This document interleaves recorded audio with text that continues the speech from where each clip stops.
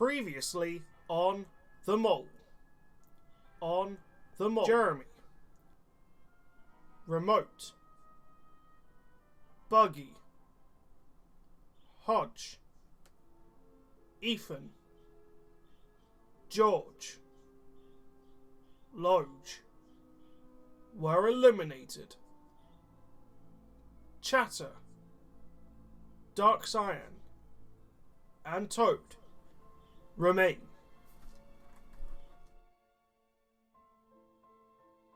Tonight on The Mole, we reunite everyone for the first time since the beginning of the show. We will talk about the game from start to finish and see how the players fared in each mission. We will show what sabotages the Mole and other players did during each mission and how everyone played the games. We will go through each quiz and talk about where each player went wrong and reveal their answers. But most importantly, today is the day we reveal it all. We reveal the runner-up of the show, who is also the final victim of the Mole. We reveal the winner of the show, who has earned themselves a whopping £32. And of course, most importantly, we reveal who has been telling the lies all the way throughout, and the ultimate question is answered. That question being, who is the Mole?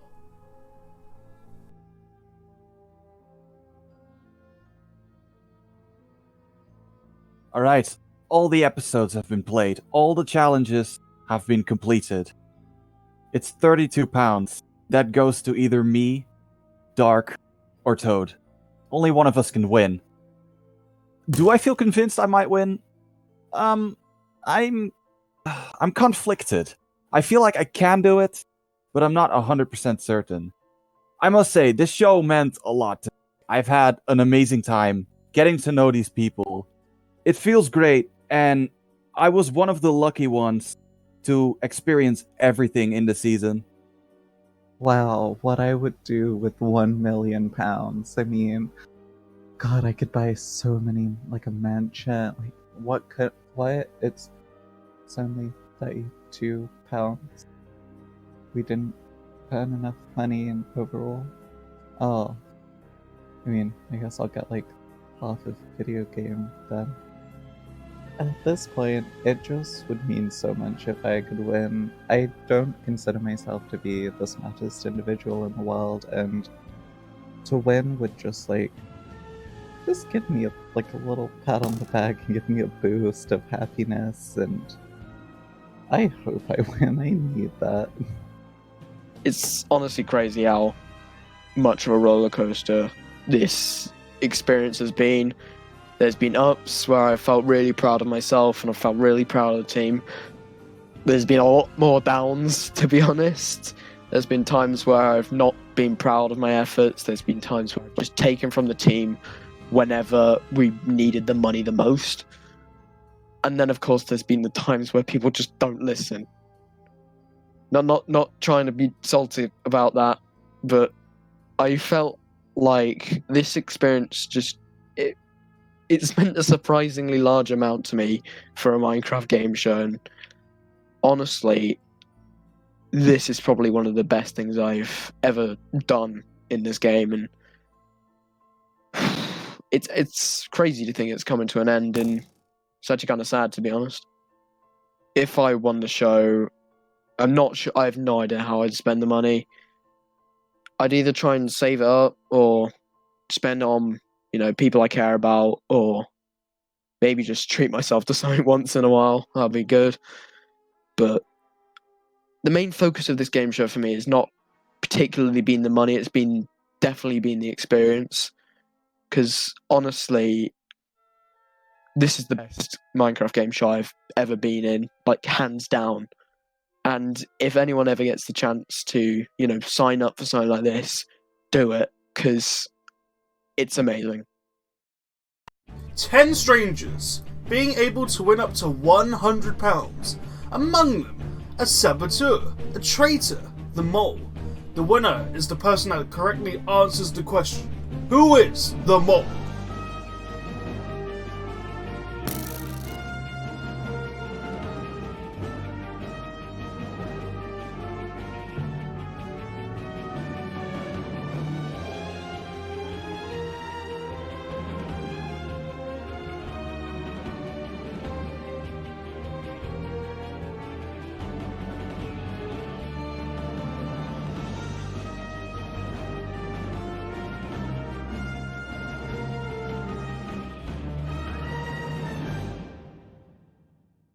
previously. Whoopsie daisy. Alright. Hello everyone, and welcome to the Mole Island finale / reunion. Whew, it's been a very, very long time in the making, but we finally made it here. And everyone, well, I say everyone, not everyone is here today. We've got, I think, 7 out of the 10 contestants here, and we've got 1 production member in the Discord as well. So we're all gonna be here. We're gonna talk about the game and everything. But first, let me go into the Discord, and I will get the players up here to talk to me. So as you can tell, Hodge and Ethan isn't here, and Loge isn't here as well. But I don't know what Loge's in-game name is anymore because he's changed it. So yeah, but I will introduce everyone else shortly. Alright, time to join the guys in the Discord.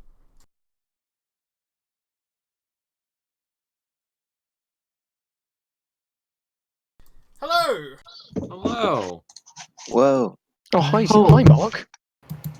Hello. Alright, so it's time to introduce you one by one. Once I say your name, please come through and come up the stairs. So we will go in elimination order. So first up is Jeremy. Hello. Where do I go up there? Yeah, go up the stairs, yeah. Yeah. Hi, people of the interwebs. Hello. It's me. I've come back. Where do I sit? You can sit wherever you like. It's up to you. Ooh. Next Oh, eliminated that's was really good. Remote. You can actually right-click and just sit down. Table seats: George, Fancy. Buggy, Jeremy, Ethan, Hodge, Dark Cyan, Remote, Load, Shatter. Got him. You didn't say my name. Shit. Where do I go? To your right now and up the stairs. Am I right? No, left. Got it. You was looking at me at the time, so it was right. I'm smart, I swear. Okay, next up is Buggy. Hey, how's it going? Oh, thanks for the applause. Thank you, thank you. You're all my fans. Thank you, random person. Hey, we got a Loge head. Thank you, random person, Loggy. for the lotion. Loggy. Okay, next up was Hodge, but Hodge obviously isn't here, so after that was Ethan. Ethan isn't here, so next after that is George. Wait, is that Lodge? Wait. Oh, Loge! Loge, are you here? Whoa! Also, for my intro, corn on the cob, corn on the cob, corn on the cob. I don't... What? Not gonna lie, you just Duel of posted cringe. Fates, but Okay. it sounds like people say corn on the cob. And for I Darth guess Maul's Loge theme is song. here now, so that's great. I don't know if you're actually able to say hi, Loge, or anything, or get on the server, but yeah, just get on the server as fast as you possibly can, and I'm glad you can make it. Alright, so... He said no mic. That's fine. He can just join... Can he join the server, or...? I think he's looking for his mic right now. Either way, I'll let him be, for now. Loge, join us short. So, as you guys can tell, the 3 people I haven't called out is the final 3. You might be able to hear them here in Discord, but they are not joining us just yet. So, before we even get to the final 3 and where they are, you guys may remember that I asked you for confessionals and predictions on who you guys think would be the runner-up, who you guys thought was the winner, and who you guys think is the mole. So before we continue on, I'm going to mute and deafen in Discord, and I'm going to play that video and see what each of you had to say. Hype. Oh.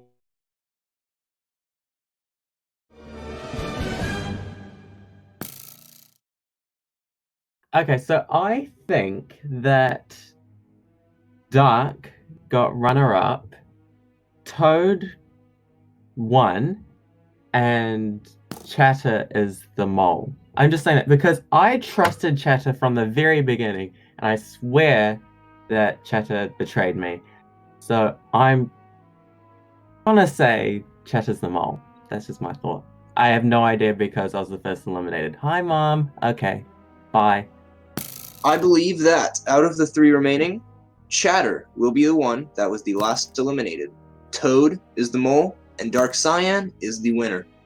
I believe Chatter will be the last eliminated because in my time in the game, they seem to not be the one that was on top of everything the most. This might be a sign of being the mole, but I will get to that in a bit.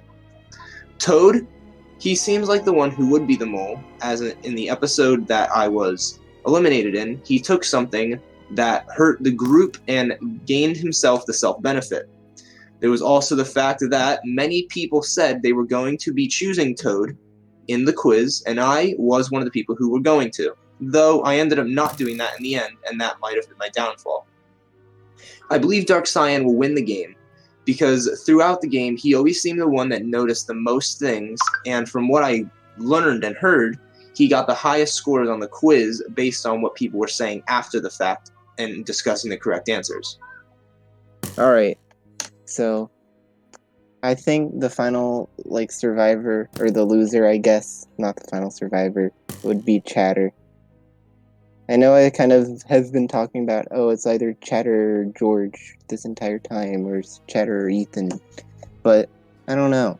I saw a different side to him with my last challenge. He seemed really passionate and dedicated about actually winning and getting money. And I don't think, it could have just been a really smart ruse, but from the little that I do know about Chatter, it seemed authentic enough. For my final mole prediction, I actually think it's Dark Cyan, because I actually am very familiar with Dark Cyan in a lot of shows and stuff.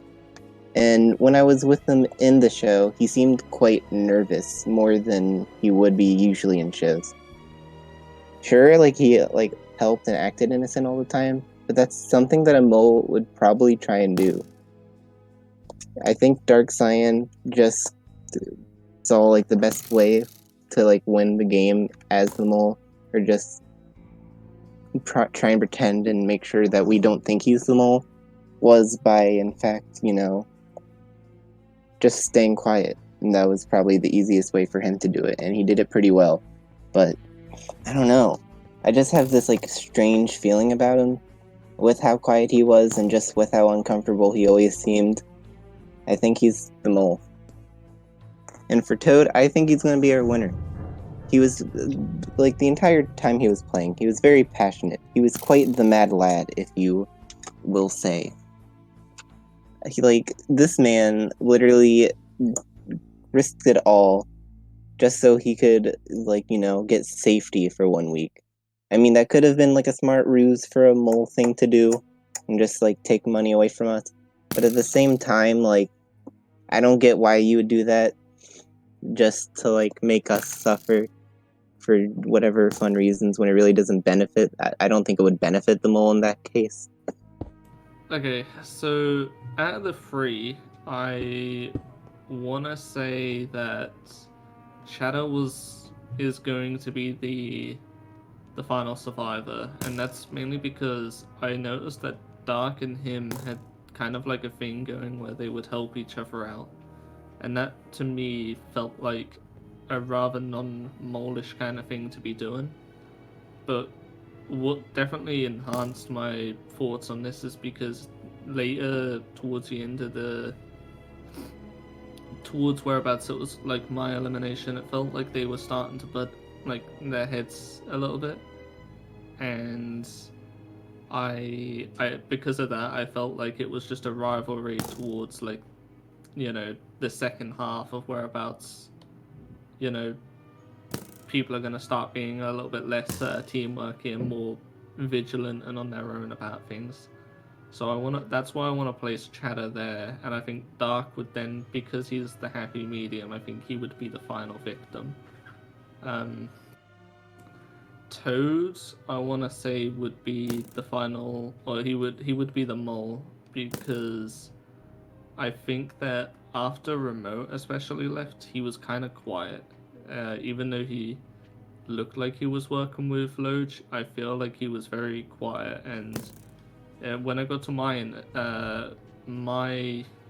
elimination, I felt like it was he was playing it a bit by saying that he thinks he was going, if I remember correctly.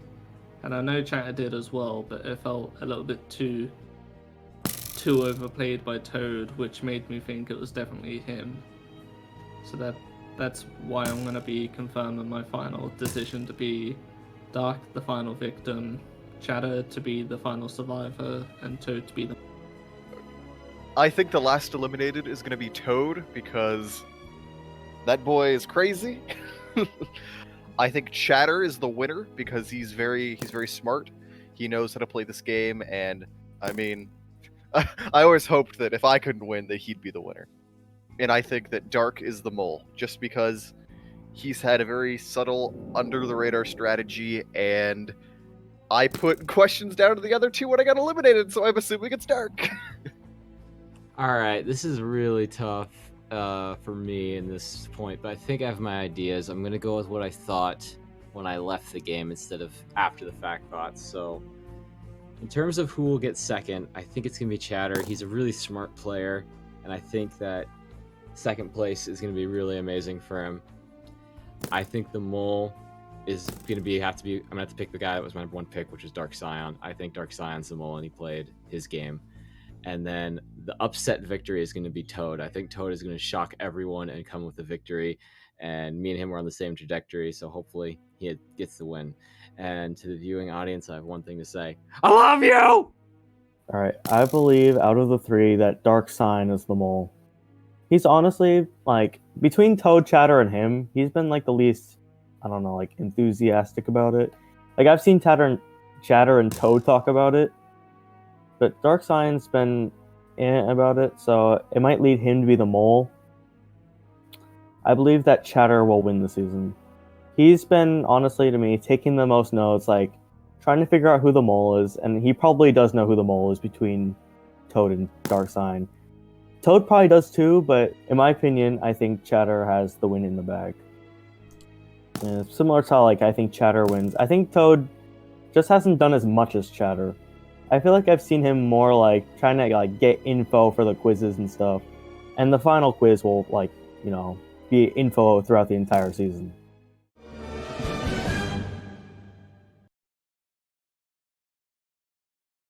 Quiet. Okay. So, that is that. Loge, I'm glad you could join us, man. How are you? I don't know if... Can you talk? Is he talking? I just know he's here. Nah. Oh, wait, yes. Hi. Hello! Glad you could join us, bud. Alright. So, with that, yeah.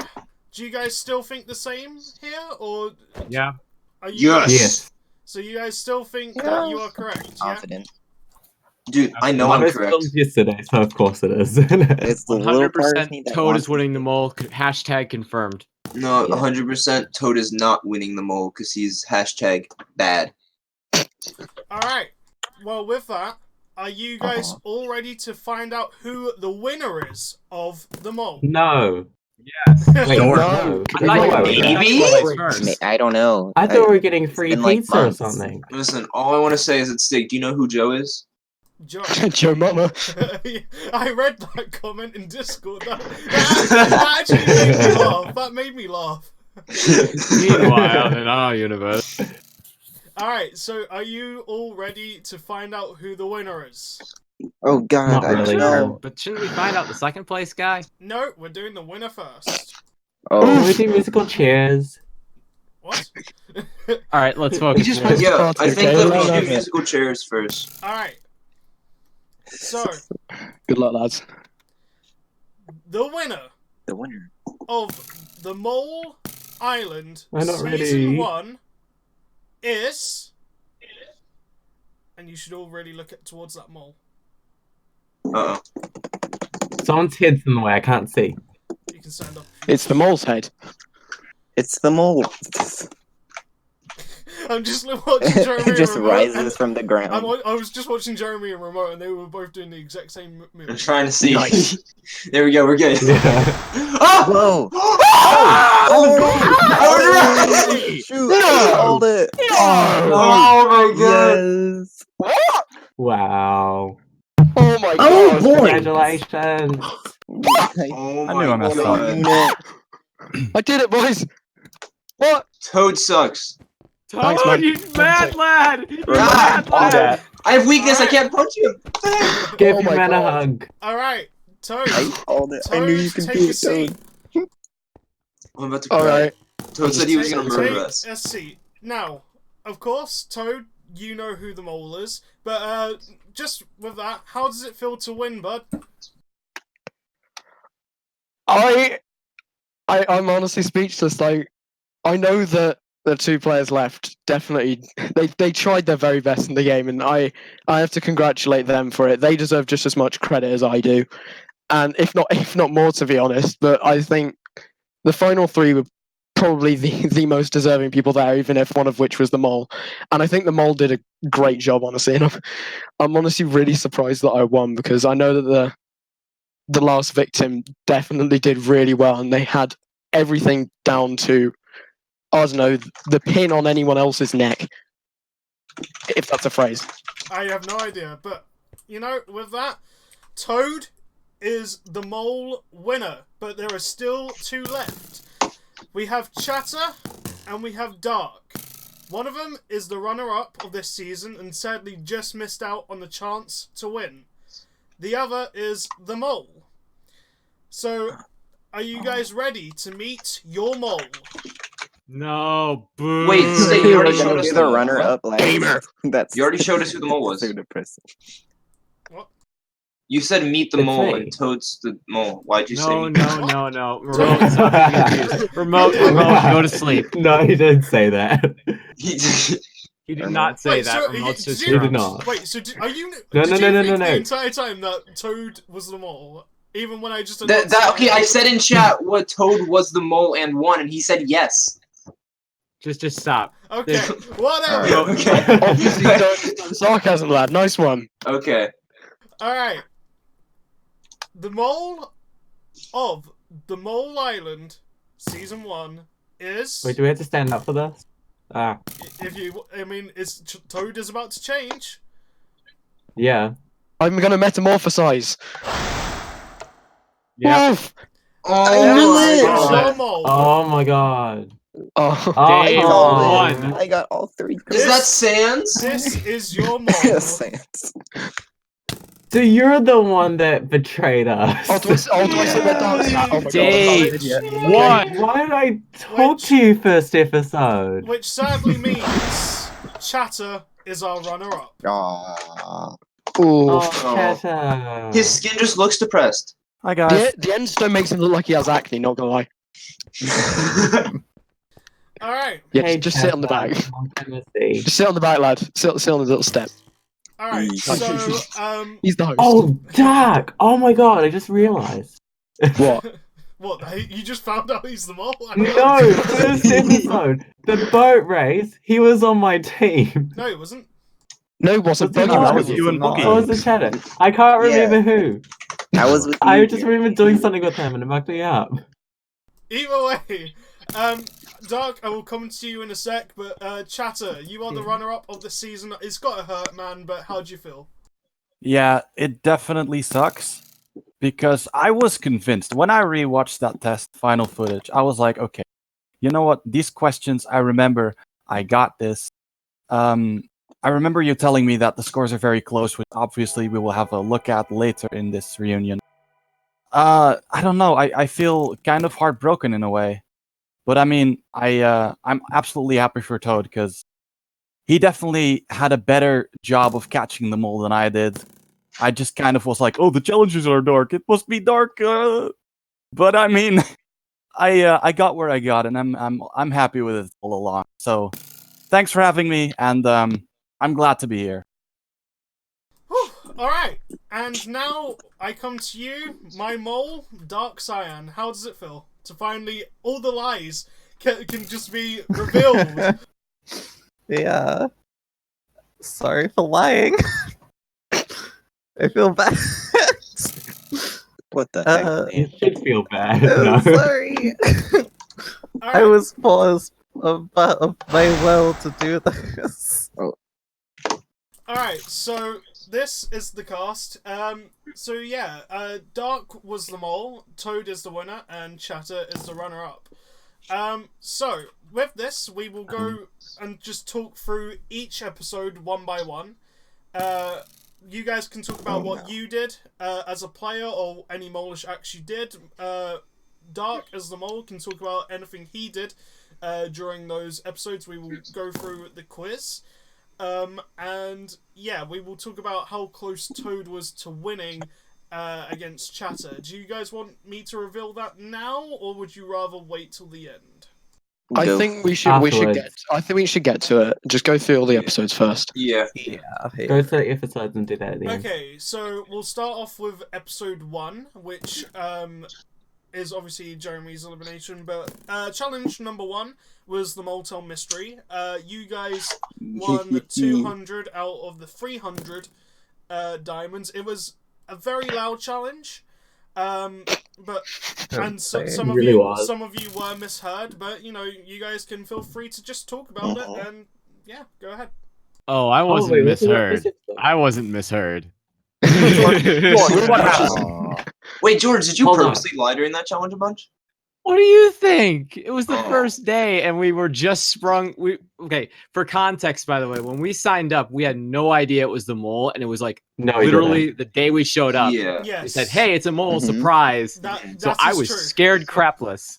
That's So And- I decided to play a villain role for the first time in one of the moles I've played. I've played in 3 moles. This is the first time I've been a villain, and it was very heartbreaking for most of the experience, and I hated it. So the next time if I ever do play a villain again, I have to go full-hearted into it or not even bother because Yeah. it hurt and I felt so bad. But yes, to answer your question, I lied my teeth off. George, I am going to cry. Okay? How about I make it up for you for being an endurance again, if I ever do that? Yes, I will lose yet again. That is my legacy of endurance. To always lose. Okay. That episode 1, that was insane. I like that I came in clutch. That was probably my Yeah, favorite. I think my first suspicions of Loge came in during that challenge because I remember there was a clue that was found in the basement, and Loge just passed me a thing saying it was like a hint to the clue for the code, and I found it really easy. So I was like, wait, did Loge actually not find this, or does he just not know what he's doing? And I was really like, I was basically just kind of thinking, is he just not trying, or is he really this unobservant? No offense, no To offense. be fair, Toad, I thought I'm the really same thing about you unobservant, don't when worry. you didn't Cheers, find them bro. in the kitchen. And I oop. I mean, I was drunk. So that's my excuse. I was actually off my rocker drunk, and it was great. Yeah, some Oh. people were actually really surprised that you were making it through the episodes because, Yep. especially in the early stages, you were actually drunk. Like that wasn't any lie. You approached this game show and you was just drinking. It wasn't until like probably episode Yeah. 3 or 4 where I think you decided that you was just gonna start playing sober. Yeah, Wait, so how old are you? I'm 16.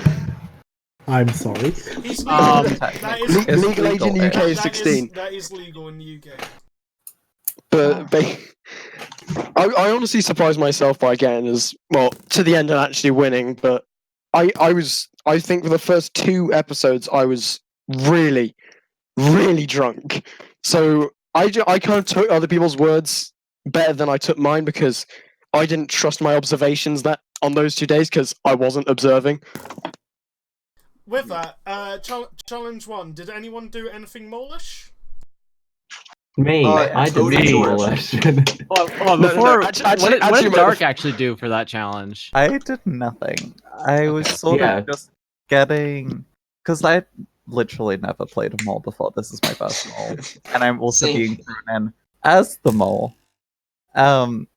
I was just sort of trying to get my feet bearings, figure out everyone, sort of figure out what everyone was doing. It was sort of funny because when George was doing the villain role thing, I think me and Toad picked up on it quite quickly, and we were just like, "Yeah, that's never gonna work." Well, for ya. Yeah. Let me explain my Also- side. real quick, unless the Toad has something to say something. Oh no, I was just gonna say, Remo, you know how I didn't find that clue in the kitchen? Yeah.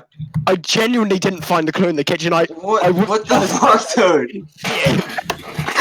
I How? think I got people to suspect you because I thought I heard you doing that, Toad. Yeah. Toad, that was not good. That was probably the worst thing you could have done. How did you not find that? I don't know. It was in plain. It was literally you stood on a pressure plate that I know you actually stood on, and it like was behind a door, and you didn't see it. I mean, my observation skills have shown Especially throughout when the he's season. drunk. Especially when it's You leave Yeah, the but I drunk think- person to find something that ain't gonna end well. Yeah, my bad observation is just it showed a lot during the season, especially towards the end. Mhm. All right. With that, I don't okay. really know how we. Sorry, did you want to say something? You said we were talking about sabotages, so Oh, I yeah, thought go maybe ahead, I'd go yeah. a little down Yeah, mine. sorry, I thought you already said yours. Sorry. No. We talked about like I did evil things, but I didn't exactly say what I did.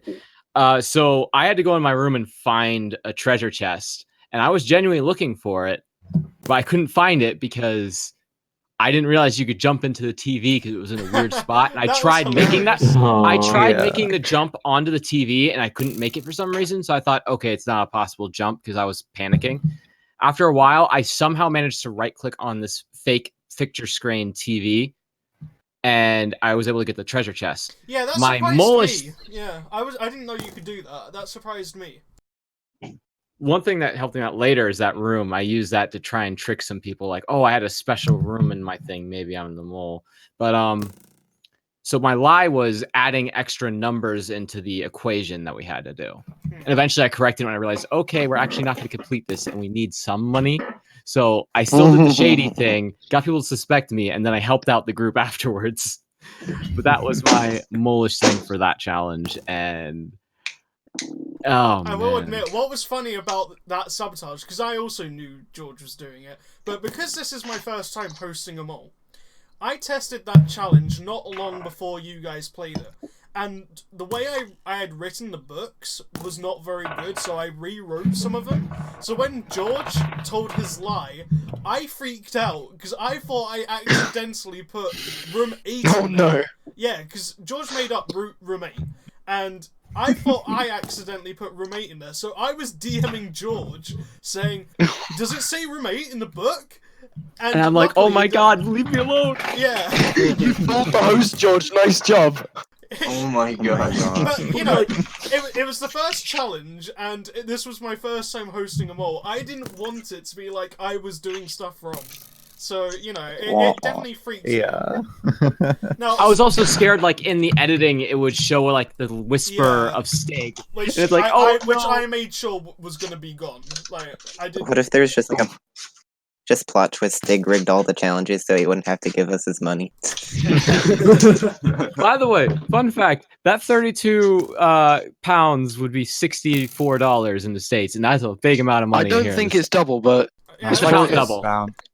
I mean, the economy is decreasing over there. I've heard so. It's Nice. it'd be closer to 60 then. It's still about the same.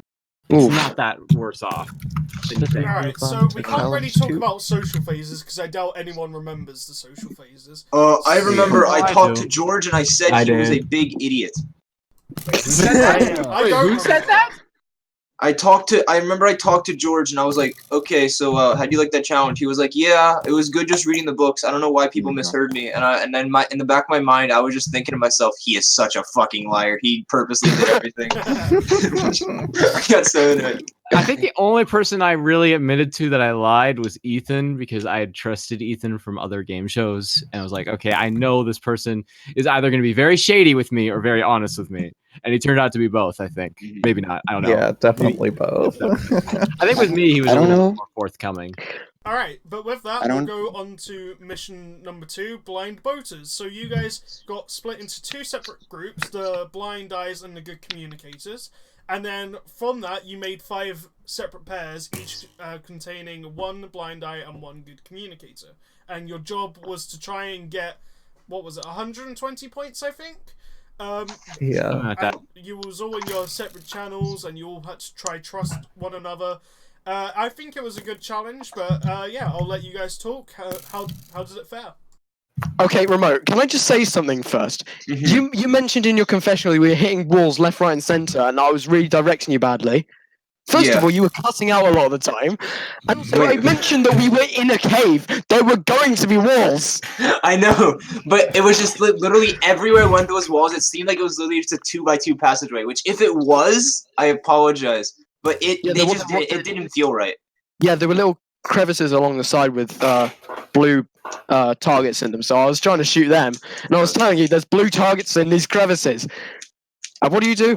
I think he's the mole because we were hitting walls all the time. Yeah, there was so Well, you you know, made it to the final because three. the rest of the area we were in before that, it was all open, and it seemed like there were more targets over there. From I what told I'd you, seen. we were in a cave.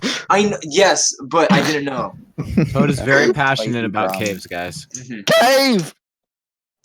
Also, I disconnected a lot during that challenge. Like the first day of recording, my Wi-Fi was really, really bad, and I just disconnected a lot. So I was You not much help to disconnecting Jeremy. became like a really big meme. It became a big meme. I I was think like, that's what we wrote. That's what we wrote on your door when you were eliminated. You just say you disconnected. Hey, on the topic of disconnecting, Oh, Bye. see you. there he goes. I will say, There as is- this challenge went on, being a blind eye, I sort of took Cheddar into a place which I knew there wasn't going to be as many points as around the rest of the area. So that was sort of my mole act for this game. I will come on Just taking to Cheddar I will to a come on low to a bit area. more about you as well, Dark, because Yeah. something else happened which I don't know if you would talk about because you probably won't remember until I say. Hey. But Hold up, I want to say something. yeah, please do. Okay, who backstabbed me on this That was challenge? Ethan. That was actually Ethan. Ethan Probably snaked on you. everyone. Was Well, do you know Ethan? what I Yes. say to Ethan? Oh, it's obviously Jeremy. Yes, no, it was Ethan. Yes. What It happened? Do you know what I want to say to Ethan right now Go ahead. on live, not television? Thank you so much for making me famous. Thank you so much. Because everyone thought I was the mole, and it worked. Yay! Yeah, What do you mean? still You're got the out mole, aren't you? fast. He's the mole, isn't he? Come on. Wait, what happened? I think the reason I suspected Toad so much during that challenge is because I already suspected him for being the absolute idiot in the kitchen and not finding the hint, and I was just trying to find some way to make my logic make sense to myself. I mean, I definitely thought it was interesting because Ethan. I don't think Ethan actually thought Jeremy was the mole at all, which is why he was spreading Jeremy's name around. And I don't even know if Ethan was telling the full truth in what he was saying to others. I think he might have been telling some truth and then lying about other parts. But it was good because it was enough to make people believe what Ethan was saying. Even though people weren't trusting Ethan in the first place. But, you know. Yeah. Oh, I have so much to talk about Ethan for the next episode part. Oh my god. He was one of the reasons Jeremy was one of my top 3, along with, I believe, Jeremy was in everyone's top Toad 3, and to be Dark fair. at the first episode. Yeah. I mean, was I on Dark trusted since Jeremy. day Does one. that Dark was count? one of my top picks. So with that, you guys were all paired up. Did you guys see anything mole-ish from someone else, or did you do anything mole-ish? Well, I mean, a lot of people considered me like 10 seconds before the first challenge ended, like saying what the thing was. They thought like that was kind of molly, apparently, including your mom. Yes, that's very true. I think it's a good time to put in a your mum joke. Well, His mum got the role wrong. whoa! Do you know what I would have liked during the show?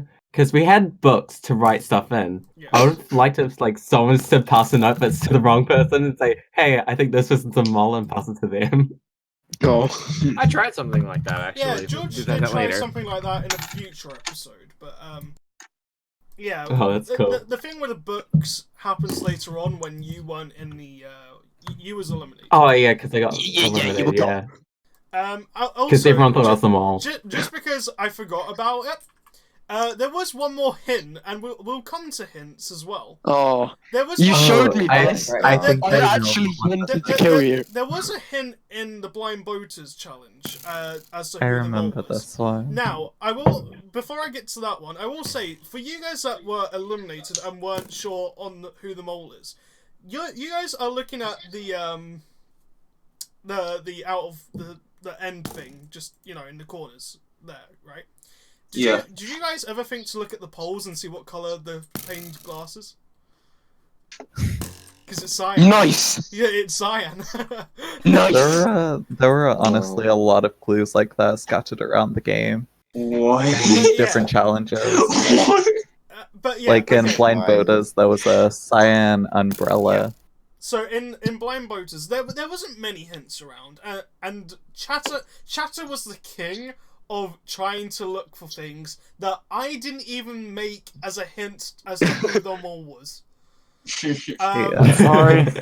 Yeah, so Chatter saying this challenge is dark, this challenge is dark, this challenge coincidentally has dark in the name, it must be dark. Like, that was not anything to do with the mole being dark. Those challenges were designed just purely based off of my mind. It wasn't supposed to point to dark. If dark wasn't the mole and it was someone else, then Chatter would have been screwed. Be the same. Yeah, I Chat, would have gone out immediately. You're the luckiest bugger on the planet for that. Bloody hell. I suppose so. But yeah, on the beach of the cove, there was a bunch of different coloured umbrellas, including a cyan umbrella. And the cyan umbrella is in a different pattern to all the other umbrellas. And if you saw that and you noticed that, it's not supposed to be obvious, obviously. But if you notice that, you would notice that cyan is different to all the others. So, therefore, giving you the mole being dark cyan. Mole gamer. So, before we move on to the quizzes for this episode, is there anything else you guys want to say about this episode, or...? We don't go 0 out of 10! Sorry, Jeremy, for making you struggle in that boat challenge. Fun fact no, it was fine. I actually enjoyed it. I remember I did really bad in this quiz because I was like, it's George. And I did it, George. When I was recording the first episode, I was nearly always following Dark Cyan because that's just how it turned out. Yeah, I think I had you purposely do that because I wanted at least one person always following the mole. And then... Wait, did the cameras know who the mole was? The cameras knew who the mole was. Yeah, I know. I think most staff knew that I was the mole from Yeah. the get-go. Yeah.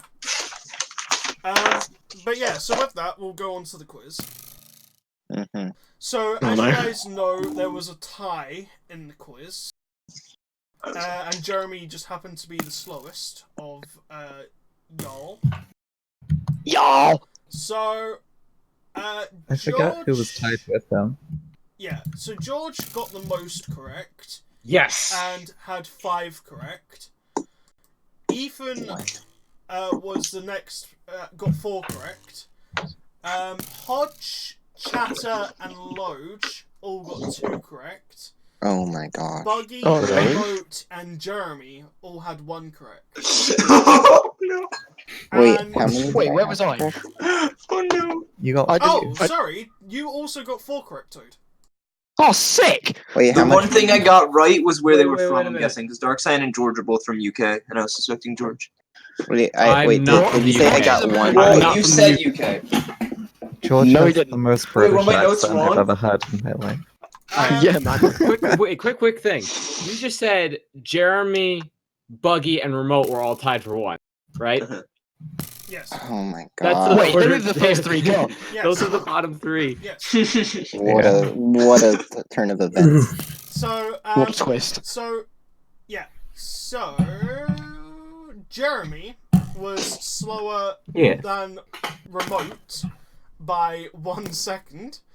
And, Oh my god! Oh my Oh god! my god! and Remote was slower than Buggy by 1 second. What? Yes, I have to say, Christ. Stig, you have Hold on, officially guys. made the best game show ever that happened. High So- five. And we all happen to be sitting on the same bench. So Buggy was. Buggy, congratulations! By 2 seconds, you weren't first out. So Buggy beat just got Jeremy lost. by 2 seconds, and Remote beat Jeremy by 1 second. Okay. So with that concludes. Quick side note about the first episode. Yeah. A bakery Also, is I can not get out here. Clorox. Okay. Whatever. Jeremy died. Jeremy's gone. Okay. Joey. In So- episode 2. Yeah. So moving on to episode 2, challenge number 1, Slender. Oh my gosh. Oh, This hold on. fucking- This challenge hold was on. great. I forgot. I didn't say the thing about Dark, about blind voters. So, just as a heads Didn't? up, what I gave to Dark every time we was going into a recording session was a mole diary. Yeah, So it was you a did. video that I would make for Dark. Ooh, you just pushed me. It's a video that I would make for Dark in order to help him do mole-ish things. But Dark doesn't have to do what I say. Dark can do whatever he wants. He's the mole. But one of the things, and Dark did try and do this, but it ended up failing, was I told Dark to be a good communicator in the blind boating challenge. And essentially, he did try and do it, because at one point, he went to move over there, but then you guys started saying, Ethan, come over to the good communicating side, and then Buggy says to Dark, did you really want to be a good communicator, Dark? And Dark, Dark, to cover himself, just kind of stood out the way and went, you know what, I'll do whatever. I think, to be honest, I was fine being a blind eye as well. And I think it sort of worked out a little bit better that I wasn't a good Yeah. communicator. Yeah, I mean, it worked out either way, so... And I think a lot of people on the first quiz actually put good communicator down, because George and Ethan were both on that team. So, Yeah. So, it's probably a good thing that you didn't join that team. Anyway, episode 2. Slender. Question. Yes. Sorry. Oh no. Are you gonna be doing the community who thinks it is the mole thing that you put in the description? So you're gonna get those I stats? was, but I'm not going to, because not a lot of people voted on it, and, so I'm not very hyped on that. I have a pretty good guess on who the mole is. Do you? Whoa. Really? It's Jeremy. It might be Jeremy. Uh-huh. Yeah. I have a feeling. Episode 2. But yeah, episode 2, Slender. So this mission, once again, it was quite noisy. All you had to do was you had to look for 9 notes. Can I start with this one? You My may. mole ash. Yeah. I would say this is the first challenge that I really did something mole-ish, and it really fucked over Remote. Uh-oh. What'd you do? So, Oh, I at think I know the what you're start gonna of say. the challenge, I ran straight to the graveyard, grabbed the note, and didn't tell anyone, because I knew it was there. I ran straight to it, grabbed it, And stole it. you know what? I can even provide footage of that, so give me a sec. Yeah. I know what this. I know. So, later Oh, on, okay. when it You'll was the learn. social phase, Remote was talking in a big group with us, and he said that he saw Toad at the graveyard, and he also found where I found the note. So he thought that Toad had taken the note in the graveyard, which I had actually taken, which I assume fucked you over for the quiz, and I am sorry. There's one more thing that happened that episode that fucked me over for the quiz, and that was fucking Ethan. Ethan was saying, You fucked Ethan. no, Ethan. Ethan was said. So I was asking Ethan, hey, did you talk to Jeremy a bit before the quiz? And he was like, yeah. Jeremy apparently on the quiz said a lot about Dark Cyan on there, so it's probably not Dark Cyan. And lo and behold, right now, it's Dark Cyan. Yeah. So I got You so ding-dong. annoyed. I when like how you found out never that told was- really me. fucked over in episode 2. Yeah, I got so messed up there. So I just So, yeah. I just kind of showed on the stream. I don't know if you guys were watching, but I just showed raw footage before I edited of Dark just walking up in the graveyard, taking the note, and Yeah, I just saw walking that. away. Yeah. So Nice job. What a guy. Learning Dark Cyan's more right now, and then remembering Ethan telling me, yeah, Jeremy really suspected Dark Cyan. That's what he said on the quiz. He said Dark Cyan. And I'm just like, oh, okay, so it's not Dark Cyan then. Yeah, my advice to Dark was to take one note, and then take 2 notes further on, which was 8 and 9. So To be that fair, it though, makes him I look like he found- did good, but really he didn't because they wouldn't count anyway. I will say, I found 9 because I knew where it was, but I honestly found 8 by chance. Yeah. I completely forgot where that note was, and I just happened to find it. Also, Remote, I respect the fact that you made the advancement called Remote Getaway. That was really good. But yeah, anything else you guys want to talk about during that? I mean, Oh, I had a but moment Green. during that Yes, challenge. you did have a moment. Oh my god. That was a moment. So I don't know if you guys realized what happened during that challenge for me, but for most people, the slender guy was just running around, not interacting with the terrain around you. But for me, I was hiding behind a tree in which the slender man broke right in front of my face. Question: was the Slender Man actually supposed to kill us? No, the Slender It Man was was just there. The Slender Man was there to frighten you, not to scare you. Definitely Wait, frightened me. frighten you, No, not to scare not- you. not Hold to on a kill minute. you. Hold on. Not to kill you. GG's thing. Not to kill you. Sorry. What if they had a heart condition and he frightened them to death? He killed us Honestly, Buggy IRL. did sound like he had some kind of heart condition when he screamed. He did. That was so That funny. was a good scream. Oh, that was so long ago. I forgot about that screen. That was fucking class. Anything else, or we good to move on? No, I think we're good. All right. To be fair. So the second challenge of that episode was the personal test. So you guys earned nothing on this test because of Toad. So so Oh my by all gosh. means, just talk. All right, can I start commenting on this one?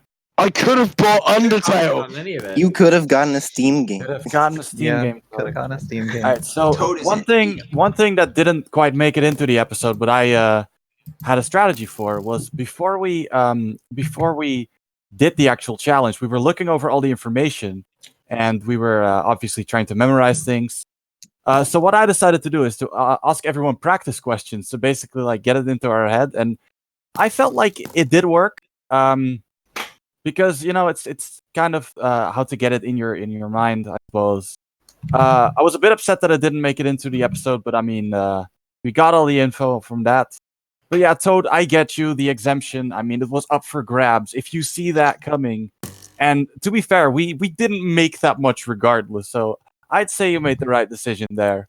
I was drunk. I did not trust my own memory at that point. Yeah, I would say my biggest regret about this challenge was how Toad got it by chance and just random luck. In the future, if I was to do something like that, I really wouldn't do it that way because I didn't like the fact that Toad got it by random luck.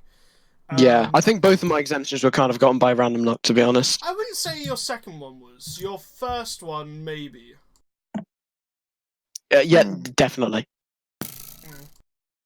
But yeah, no, I had the questions laid out, and I purposely tried giving you questions that I didn't think you would remember about someone else, because I know because I know some of you know each other to an extent and would probably focus on your friends more and hope that you get a question on your friends, which is why I Subscribe to tried Ice Cream giving Sun. people You know. things that I didn't think they would remember.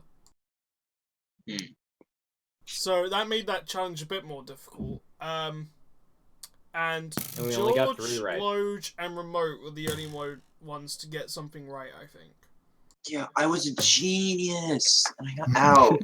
You had a big Absolute brain. genius. Genius. Went the same episode. Oh wait, so I think I'm gonna address it now. Do you guys remember at the end of that episode? I was like, "Oh my god, I just realized something huge that I can use You on this did say test." that. So Yeah. the thing that I realized was that at the start of before we started recording for that challenge, we all had to pick a color and a number 1 through 10 to see what order it would be for this challenge.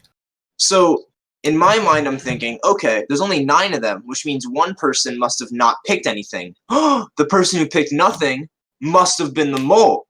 So I thought Toad, I know he picked something because he went right after me and there was still something after because I went second to last. So I was like, it can't be Toad. And then so I went all in on George instead of doing half George, half Toad like I originally planned. And then I got out. And that's when I really thought it was Toad because of that. So and then after the recording I realized that wasn't it because they said in chat, "Oh, we just had an extra one and then we just didn't use the 2 extras." Yeah, so I was like, no. So what I will add is obviously only 9 people were needed. Obviously all of you were there when I did the 1 to 10 thing. Even Jeremy was there and he took part in it. Yeah, so basically Jeremy. So basically when I got an order, I put obviously 10, which I knew 10 wasn't going to be needed, and I threw him a random colour that wasn't a chair colour. And by pure coincidence, that number 10 and the randomly thrown in colour got put together. So let me guess, the Dark Sign pick it? No. Actually, I didn't know. Jeremy. Actually, I think it was Loge. Oh, nice. So I thought Jeremy was the one that picked it. No, I think it was Loge. So, yeah, after that episode, I was going to go around asking people, hey, at the start of the recording, what color and number did you pick? And then start going from there to narrow down who the mole was. But that was a horrible idea. Yeah, so I got purely lucky on that. When Remote, because I didn't show it in the episode, but Remote came to me and was like, dude, I'm a goddamn genius. I know that the mole isn't Toad. And in my head, I was thinking, I mean, the mole isn't Toad, but... I was so sure that it would work, but then... oh my god. The problem with being a host is, like, you can't tell when someone is correct or incorrect. You have to be very neutral and be like, okay. Just be like, yeah, okay, sure. Wait, Sig, did that get on the recording of me literally like freaking out to you saying I'm an actual genius? Like that? No, that wasn't in the episode. I did that was so funny. Actually, it was so funny. Let me see if I actually have it. I was freaking out. Nice. I actually distinctly remember from this social phase onwards, I was really talking to Lodge a lot because I was suspecting him. And I didn't know Lodge was suspecting me, so the entire time we were working together, we were both suspecting each other as well. Yeah, no, me and Lodge were suspecting you the entire time. Can we just skip talking about next episode? Boogie. No, I want to go back to the It was a previous tie on this episode. quiz. I want to know how close I was to being sick.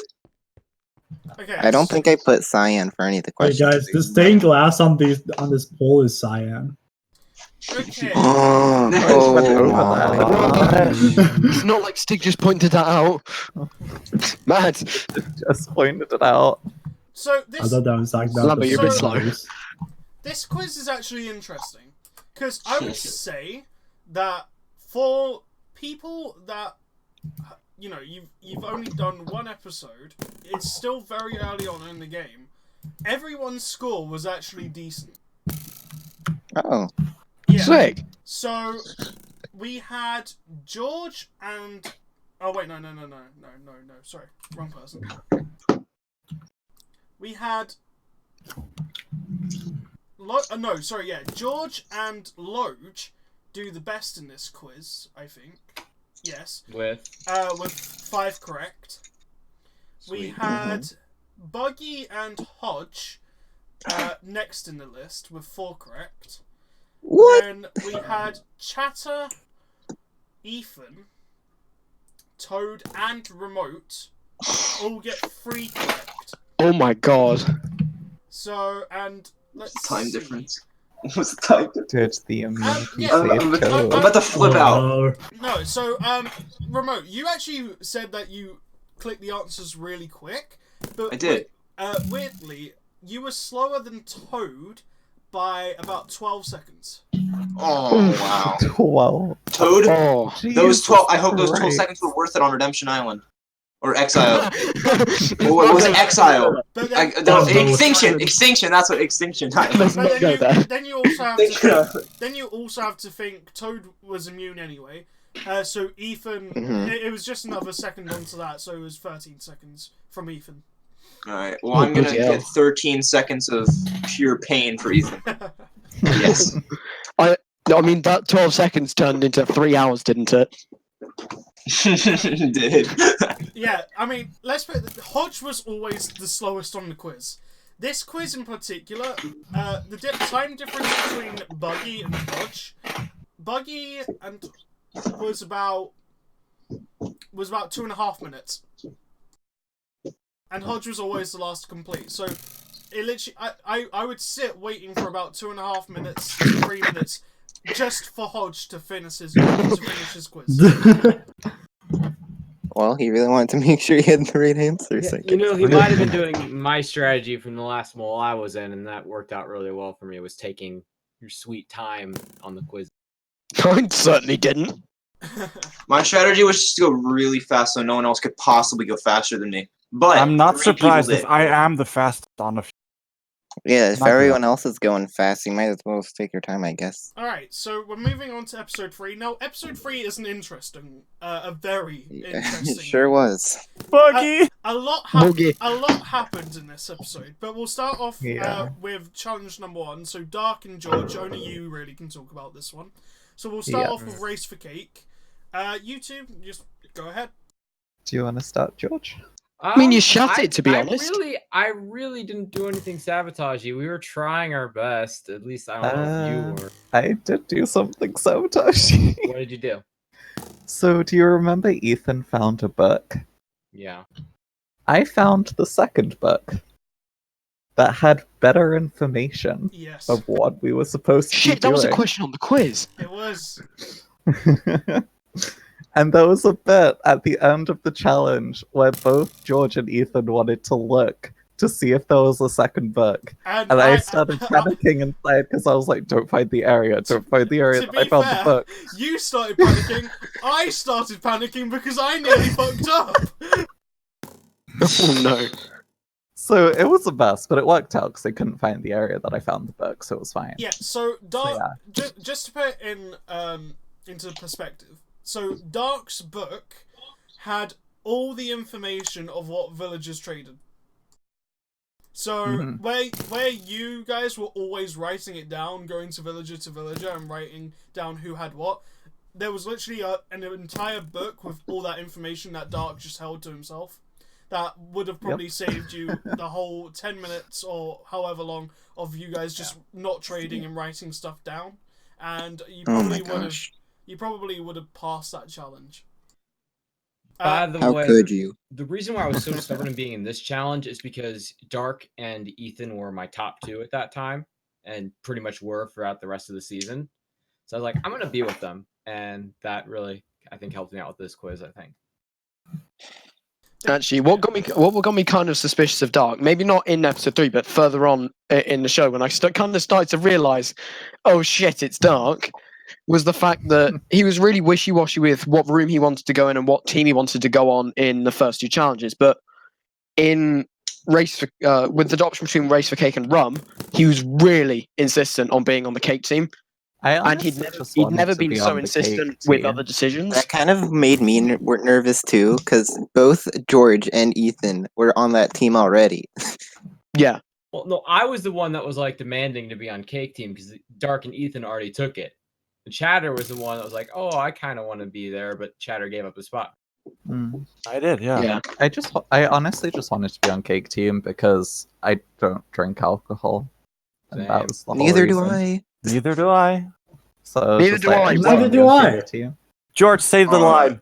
I'm underage, but maybe I do. Toad, you should have been. Oh no, you were. Me no drink He was hiccup on juice. alcohol. I don't drink alcohol. No comment. Wait. Yes, you did. Alright, so Loj actually has vodka in his hand right now. Wait, what's an alcohol? Alright, so next is Rum, right? Yeah, Actually, so I wanted to next we're say moving on to Rum, the parkour-based Oh no. challenge. Let's just not go there. I mean, at this challenge for point, man. I probably would come to Loj and Hodge, but Hodge isn't here. Loj, are you able to talk? Do you want to talk a bit about this challenge and what happened? I did it. Good. I remember about Also, it. yeah, at one point in this challenge, I said I was good at parkour, and I absolutely fucking shat it. I absolutely shat it. And I did really badly. That wasn't me throwing. I genuinely just couldn't do it, and I was so confused, and I got really depressed about it because I was expecting to do really well, like Hodge and Loge did, and I guess I got a bit cocky, but I just did awful in the challenge, and I felt really shit. I think I did the worst by far. Oh yeah, we know that. Oh, I about me. Oh. I knew the moment Buggy was put on the alcohol team that he was going to have a hard time. I knew Buggy would have a hard time. It just got to the point where I'd just jump off and be like, all right, next person. Yeah, we had you put out the fires at the start. See, you're a team player. At least you didn't waste a crap ton of time like I did. And I gotta say, that looked very shady. That makes sense. Like, I can't find the button. I can't find the button. I thought it looked very shady, and I was spectating. I was genuinely struggling, and I wanted to give up as to not waste more time than necessary. But I mean, I tried the best I could, which just proves how shit I was at this challenge. I would have probably put some votes on you if I voted. Yeah, we'll come on to that, actually. So, this is where the whole episode kind of takes a weird turn. So, not only did I split the players up into two separate groups, this... now, coincidentally, I said that this quiz was going to probably be the hardest one throughout the season because, they're split up into separate groups, so you have to try and trust each other. Oh yes, must have been very hard. So, we recorded the two separate challenges on different days to one another, and in the episode as well, because we was having trouble scheduling at that point, so I decided to do it all separate, because this was the only time we really could do that. Yeah. So, the challenges were recorded before the social phase, and the elimination and everything. What I did not take account of is that one person would not turn up, therefore would have to be force executed, therefore making what was supposed to be the hardest quiz of the season pretty much the easiest. Yeah. Hey, can I ask you go, Buggy. Nice one. We love you, Buggy. Nice shot! Oh my god. So basically with that, I'm saying Buggy didn't make it there on the actual day. So we had to force eliminate Buggy because people, like everyone was already there, and Buggy failed to let me know that he couldn't make it.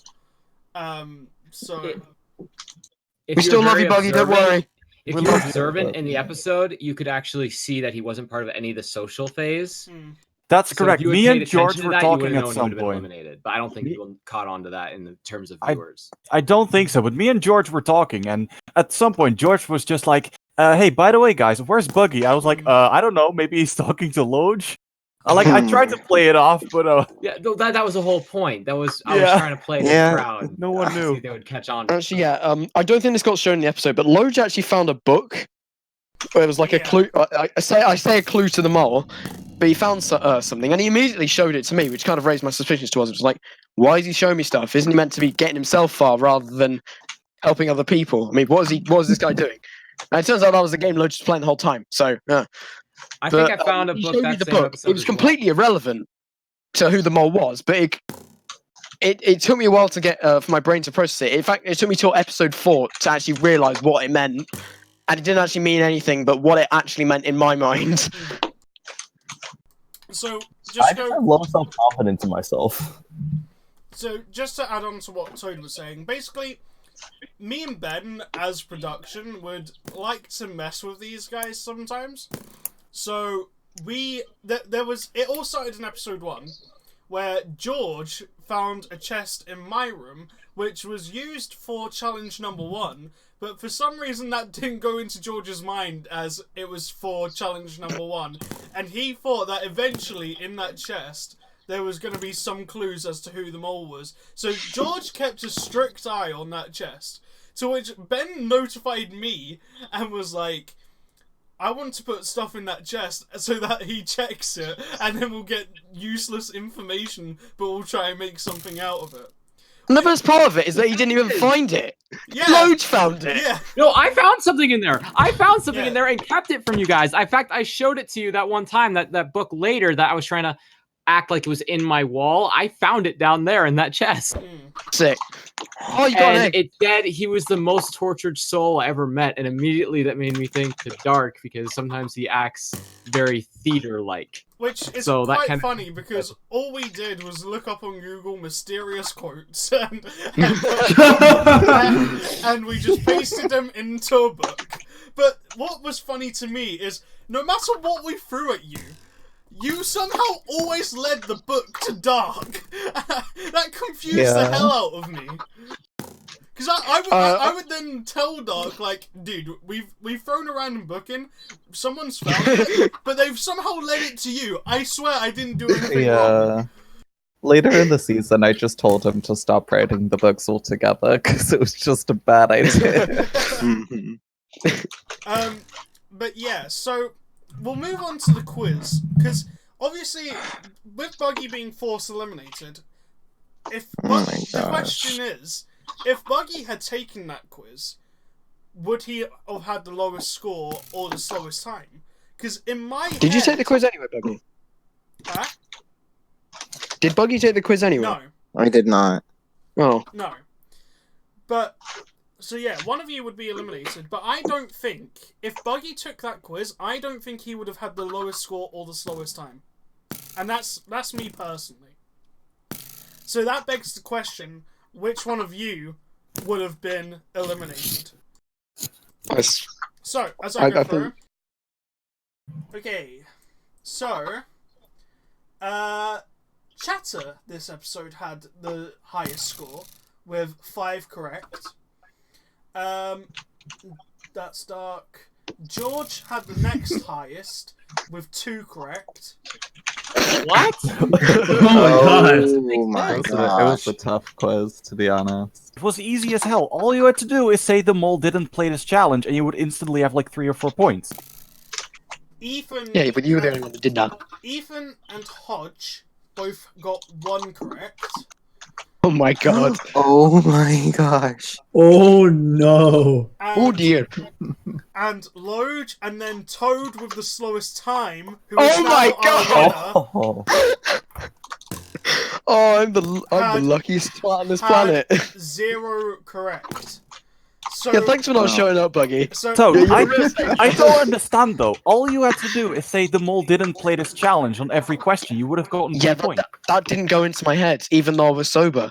But how did that get in no one's head? I don't... Because I have a I tiny had that brain. strategy, and I don't know how I only got 2 points, because I know I kind of focused more on my challenge with Dark and Ethan. You didn't do that, George. Yeah. And you're reading it wrong. I'm not. You can't tell me I'm reading it wrong. You didn't do You're that reading it strategy. wrong, clearly. Somehow I'm getting a feeling I didn't really deserve to win now. No, you did. You're good. You're good. You're good. Well, I Hey, mean, Bucky didn't show up. I'm sorry. I'm sorry, guys. I'm so so sorry. But it's definitely interesting to know that, you know, Toad would have been out in episode 3 if Buggy had shown up. But that's once again assuming that Buggy got more than 0 correct. So I probably would have gotten more than 0 correct. Probably. So yeah. I think Buggy would have understood the strategy. So Yeah, I definitely thought the mole was on the cake team, so... Or, I mean, yeah, the cake team, so I probably would have gotten some points correct. But yeah, it was definitely interesting. So where we move on to episode 4. So we'll start off. Oh, sorry. Did you want to say something? Well, can I just say something? Yeah, sure. Yeah, I'm just sorry. Things kind of came up like last minute that day. Like all of a sudden, my parents were just like, "Hey, how do you guys feel about going to the movies?" I'm like, "All right, sure." And then like on the way there, Sig's like, "Hey, remember that record date?" So even if I said no, it's like Your they parents would are geniuses. I love them. Tell them I love them, please. Yeah. So needless to say, I didn't make the recording for Avengers Endgame, and I'm sorry. Oh, that's worth it. That's worth it. Fair alternative. Shrek died. It Sorry. was Perfectly it was balanced. frustrating on the day, but no, I mean, if you enjoyed the movie, then hey. I mean, the thing is, you'll never know if you actually won or would have made it far in the show. So that's I probably wouldn't have won. Cool. I know, you don't know how the game would have been completely different if you was here. Hey, maybe if there's a season 2. Maybe. Nah, you gotta have new people then. No, you don't. You Yeah, could bring back come on, Dark Scion and make him Chatter, Not the chatter, same when you no, played. chatter, stop. Either way, we'll move on to episode 4, and the first mission of episode 4 was the heist. So... Oh, great! I I think this is where I start. This is where I started to get really Speaking pissed of off with the chatter. group. Tell me I'm you sorry were that not. Tell me you were throwing that challenge. Chat. Nope. I never threw a single thing in the entire game. I am just bad at challenge. I'm bad at orientation, bad at skills. I'm Sick. sorry for you guys, but that's how I play the game. Yeah, what was interesting in this is I felt like a lot of you kind of fed yourself to the cop, and sometimes, a couple times this happened, you guys ended up killing yourself. Ethan, bro, let's go. At Ethan. Yeah, I did comment to Ethan saying Ethan blamed me for him being sent to jail because he said it. To be fair, you did point it out at the start. I pointed it out at the start, but when you throw an enderpearl, it does. I don't think it does enough damage to where it would send you to jail unless you spammed it somehow. But what Ethan did when he got sent to jail the second time is he threw the enderpearl straight up, and and then he fell all the way straight down. And I don't think Ethan remembers doing it, but I was watching Ben's perspective as the cop because he was chasing Ethan. Ethan enderpearls away, but then falls straight back down in front of Ben and gets sent straight to the... Honestly, that's an accurate representation of my life story. Just throwing an enderpearl at a roof and I just fall down and die. Yeah. So, did I feel bad for Ethan? Yeah, but Chatter, sorry, I did interrupt you, so what was you wanting to say? Nothing particular. I just mentioned how I was terrible at the challenge. Didn't get anything. So yeah, go on. Did I get the most diamonds, or did I get the least? No, that was Hodge. You got the second. I got most. the least. Yeah, you got the second. I got most. 13. Yes. I have the notes. If anyone wants to know, I can get them real I quick. got 13. I remember that. George got, I think, 35. So Hodge got Hodge was 85. Hodge got 85. George, you got 35, and then Toad, you got 13. No one else got any diamonds. Woo. Yeah. I got 13p. So hey, it's for you. The one thing I would definitely change about this challenge is having the cop have a diamond sword and just swinging his sword so it wasn't a one hit. Honestly, when in testing, I didn't think it went that badly.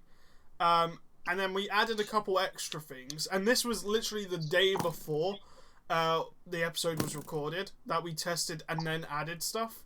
So yeah, we tested, added the thing with the highlight, the what's the thing? The glowing. Glowing, yeah. We added the glowing to the cop, which I think went rather well, and then we added the enderpearl, so that it would be easier for you guys to move around. You'd have more mobility. Skin was glowing. So we added that. The vents were always a thing. We added an extra vent because originally the only way to get upstairs was via the stairs, meaning the cop could easily just camp the stairs, which wasn't really what I wanted, because that kind of breaks the entire point of the game. You need to be able to get upstairs and downstairs. I also didn't think you guys would just sit and stay in the vaults. I figured you would kind of run in, open the chest, grab a diamond, run back out, and try and find where the cop is, and then run away from the cop. You see, the thing is, you can never assume the unpredictability of stupidity, and we were all, let's just face it, we were all shit. Well, Yeah, to be honest, I think really challenge players. I think I was also, watching I think I was. You can also kind of think like, what if the despawn thing happens with items on the ground and you're far away? It was in chests, Yeah, though, so they it's were in fine. chests. They weren't on the ground. Then I don't remember that. Come on, George, you were the one who actually got diamonds. You should know. We filmed this 5 months ago. Too real. So I didn't show up to the actual It's been a long recording of this challenge, but I remember watching it back. Well, as a viewer, just I remember thinking like, oh my god, these guys are terrible at this. Nice job for assuming that, because you were correct. Yeah, so with that, we'll move on to the second mission. Now, I do want to explain, the second mission was so quickly designed by me. It was literally a square box that I called a present, and I threw some questions on it, because originally I didn't have anything as a second mission, but I needed something as a build-up for the big twist in episode 4, so I had to put something together very quickly. But yeah, so essentially the second mission of episode 4 was Surprise. It was a big present. Now, we did record episode 4 on my birthday, which was why they had the whole happy birthday ear rape thing in the video. That was fun. Happy birthday, Stig! Happy birthday! Happy birthday. Happy birthday, my dude. But yeah, so we had this like big thing. I threw it in 4 questions. I wanted to make one of the questions about you guys and who you, as a majority, you would think the mole is, and get you guys kind of discussing and actually thinking out loud to each other about who you guys think the mole is. And then I wanted 2 random questions that you actually would have to use your memories for, and then 1 question which I had given to you before via challenge 1 that I thought you guys would get instantly, but somehow that question ended up being your demise. So yeah, with that, you guys can just talk about that. Why? No, not saying any names. Just not really saying any names here, but hey, man. Lodge, you never passed primary school, did What you? just happened? Never learned how to count a painting. We were so close. You just killed George. What the fuck? I he's just definitely being got yeeted, frustrated come with that on. challenge. What if Luge was the mole? The thing is, I was being... Luge, when come we, take my seat. You're the mole. I want to talk about the part of the challenge where we had to figure out who was the most suspicious. Yeah, please. Because obviously we had the whole diary swap as well. So you got... Stig, you said that we had to do it without like negotiating or like conferring who we put. Yeah, But I think- wasn't really sure how to do it. I wanted to be really careful on it. I was convinced it was Ethan. I really wanted to get it out there, but I just didn't know how to say it without breaking the rules. I mean, the thing is, But you yeah, you wouldn't have been breaking the rules if you just went. I think as a majority, we would have said Ethan. Then that I thought that was in the rules, but I guess I misunderstood it. You weren't allowed to say who you wrote down in your book, but you could have said as a majority. I think we would have said Ethan. Yeah, okay, because that just made a lot of sense to me. I think in general the rules, at least for that challenge, for that section, felt a little too vague. As I said, enough where you it could was possibly so, break the rule. It was so quickly thrown together, and I wanted a build up for the journal swap. That was it great? No, did I enjoy it? Not really. I liked the bit where Loge and Ethan ran into the motel to try and count the amount of paintings in Jeremy's bedroom. And then they still got it wrong. And they still got it wrong. And then I had to prove to them that they got it wrong because they didn't believe me. I still don't believe Nice. you, sorry. Even though we went You were through wrong. the exact same thing. Can I say something that popped up in the quiz, actually? I pointed out to Stig right after my episode 4 confessionals. Yes. If I just pop the link in general chat to the 4th quiz, there's actually a question that actually guarantees the mole isn't someone else, because Stig put a mistake in it. I did. He is correct. And Yeah, he did notice. it's, And he said, tell The me. question: how many times was the mole name called as to being named the mole in other people's journals? The It number doesn't say 0 zero. is not written down. So that guarantee, and because Stig didn't have a massive fit saying, "Oh shit, there's been a mistake in the quiz," the mole couldn't have been someone who's written down 0 times.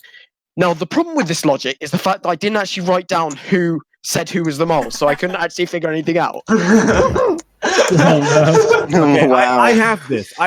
Can I recap? So me and George wrote down Dark Cyan. For both of us, that was truthful. Then we had Lodge, Hodge, and Dark Cyan, who all wrote down Ethan, which what I expected. A lot of people writing down Ethan. Ethan lied about it and just wrote down Hodge. And Toad, you were the only person to write down Lodge, which means that Toad, me, and I think George were never written down. Yeah, Which I was actually kind of surprised. Yeah. I thought I would have one for me. Yeah, I was trying to figure out for the rest of the scene. I was trying to get the information out. Did actually someone write down Dark Cyan? Because I don't remember. I didn't write it down because I'm an idiot. Yeah. So I'm so happy I managed to get that information from Dark Cyan at Final Four because he mentioned that that Chatter wrote down his name, and I was like, "Nice job, you just told me them all. Cheers, mate." Ooh. Yeah. So I did. Was this the episode me and Hodge did a thing? That book thing? Yeah, so. because he didn't do it, and then he ends up getting eliminated, I think. Alright, you say your thing, and then I'll say my thing. I was gonna say, normally I check through the quizzes quite thoroughly, and I did change it in editing to where the answer made sense, because Toad had told me, so I was now aware. But as I said, I check through my quizzes very thoroughly. This was the only mistake I had ever made in any of my quizzes, and even till this day, it still shames me that happened, and that Toad picked up on it. But it's fair play. He picked up on it, so whatever, right? But yeah. I think this was also the episode where I kind of pieced together that somehow the book was about Dark because I didn't know what third person meant until I realized, oh shit, Dark's not actually talking. Third person means you're kind of there, but you're not really there. So I was just like, well, shit, it's Dark Cyan. Nice job. Anyway, George, you and Hodge, what did you want to talk about? So I tried an idea that no one had ever done in a mole before. I noticed that there were books hidden around in the house, so I deleted everything on the diary Stig gave us, and I wrote in the book without signing it, because you could still read it without signing it, saying, "George, you're being way too obvious, mate," making sure it sounded like Stig or one of the production people were talking to me. Tone it down a bit. And I hid it in my room for Hodge to find, and I told him to basically act like he found it and show it to people. He's like, "Oh, this is great, this is cool." And it would have been very interesting to see how people responded. Thing is, Hodge showed it to no one. Yeah, because the Hodges. I was about to say, I don't remember. Know people stuff. I think if you'd shown it to maybe like Loge or something, yeah, it would have gone around like wildfire. Yeah, 100%. But thanks to Hodge, that experiment can never work now because I did it, and we can never know what impact it could have had on the game. Thank you, Hodge. I love you like a brother, but you really screwed up something really cool. All right, now let's go to the quiz. All right, yeah. So the quiz. Okay. Oh, whoops.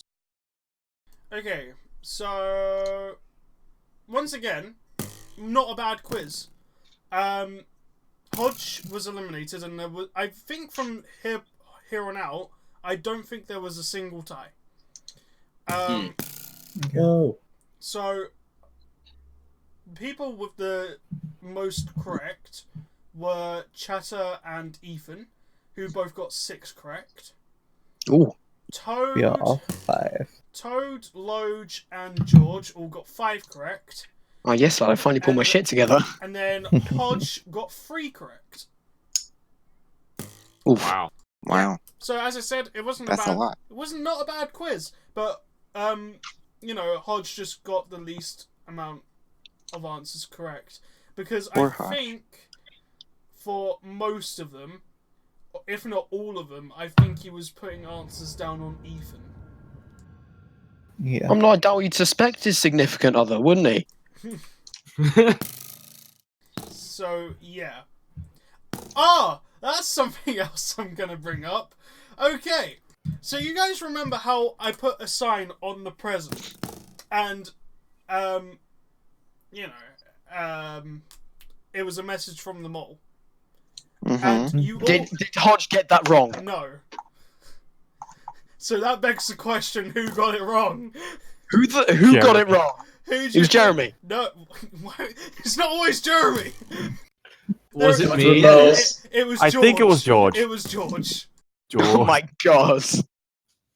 I didn't even remember a sign being there. To be fair. Yeah. That's the whole thing. It was on the present. George, it was so obvious that it wasn't. This is the game. I thought it was just the part of the puzzle and not the mole sign. So that's why I was like, "Oh, Both. there was a mole sign." But hey, Nice. I have been for every quiz so far. I've been in the top 2, so you can't really knock me too. No, I just because I remember someone saying, "Yo, if anyone gets that question wrong, they're an idiot." I was just like, Wow. I was just kind of like, "Well, funny you say." I think that was me actually. Yeah. Well, it might have about been. that. It would be Toad to say that. Yeah. To be honest, tea was spilt in confessionals with me. I think you'll find out when we talk about episode 6. To be honest. Mm. All right. Alright, Speaking of which, episode 5. yeah, Episode 5. episode 5. Yeah. So we start off with ghost stories. The barn, the aliens. You split into 2 separate groups of 2 sorters and 4 hunters. The hunters would go around looking for chests with items in it with the story that were within the story. And the sorters had to sort the correct items into the correct chests and the incorrect items into the incorrect chests. So the teams were Chatter and Ethan as the sorters, and everyone else was the hunters. So with that, you guys can just talk away. I mean, there isn't really much to talk about with this challenge, to be honest, because there was just kind of running around like headless chickens, Yo, and then sorting Toad, stuff like headless chickens. Toad, you can't say that. We gotta hear George's story on this.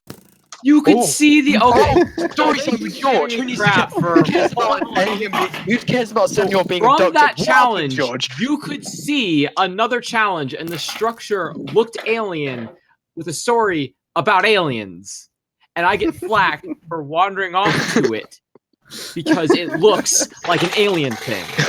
And you never said don't go outside the forest ever. So you can say, oh, it's obvious. No, it's not. When you have another challenge that looks very similar to the challenge you are in right next door.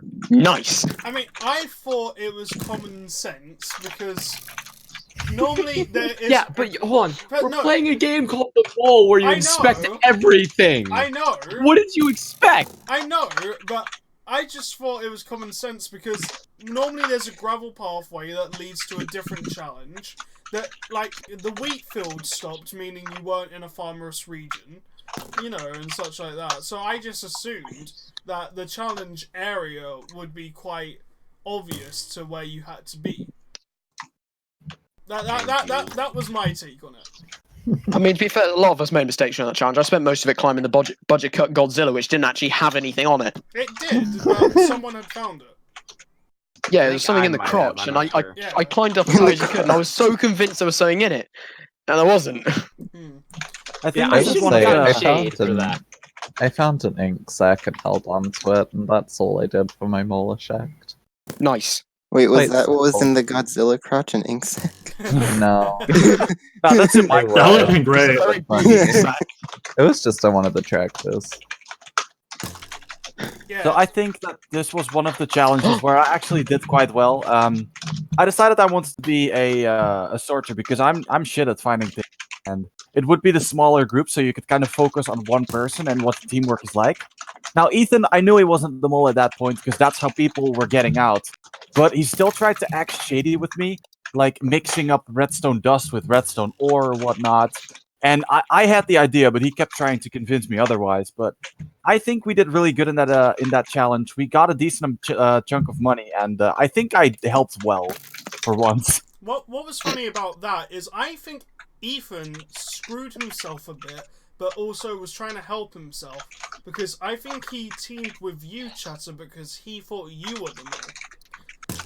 So Yeah, he was. So he was quite happy to be on a team with you because he thought you were the mole.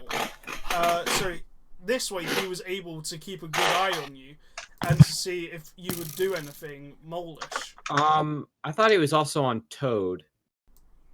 No, I don't think he... Not so much as he was on Chatter though. To be fair. I don't remember That's true. who I else was he I was his on. main suspect, and then Loge and Toad were also suspect. Yeah, I 'Cause, don't. like when we were talking, Mm. you mentioned Toad a bit. Yeah, I don't really remember who he was on. I'll be honest.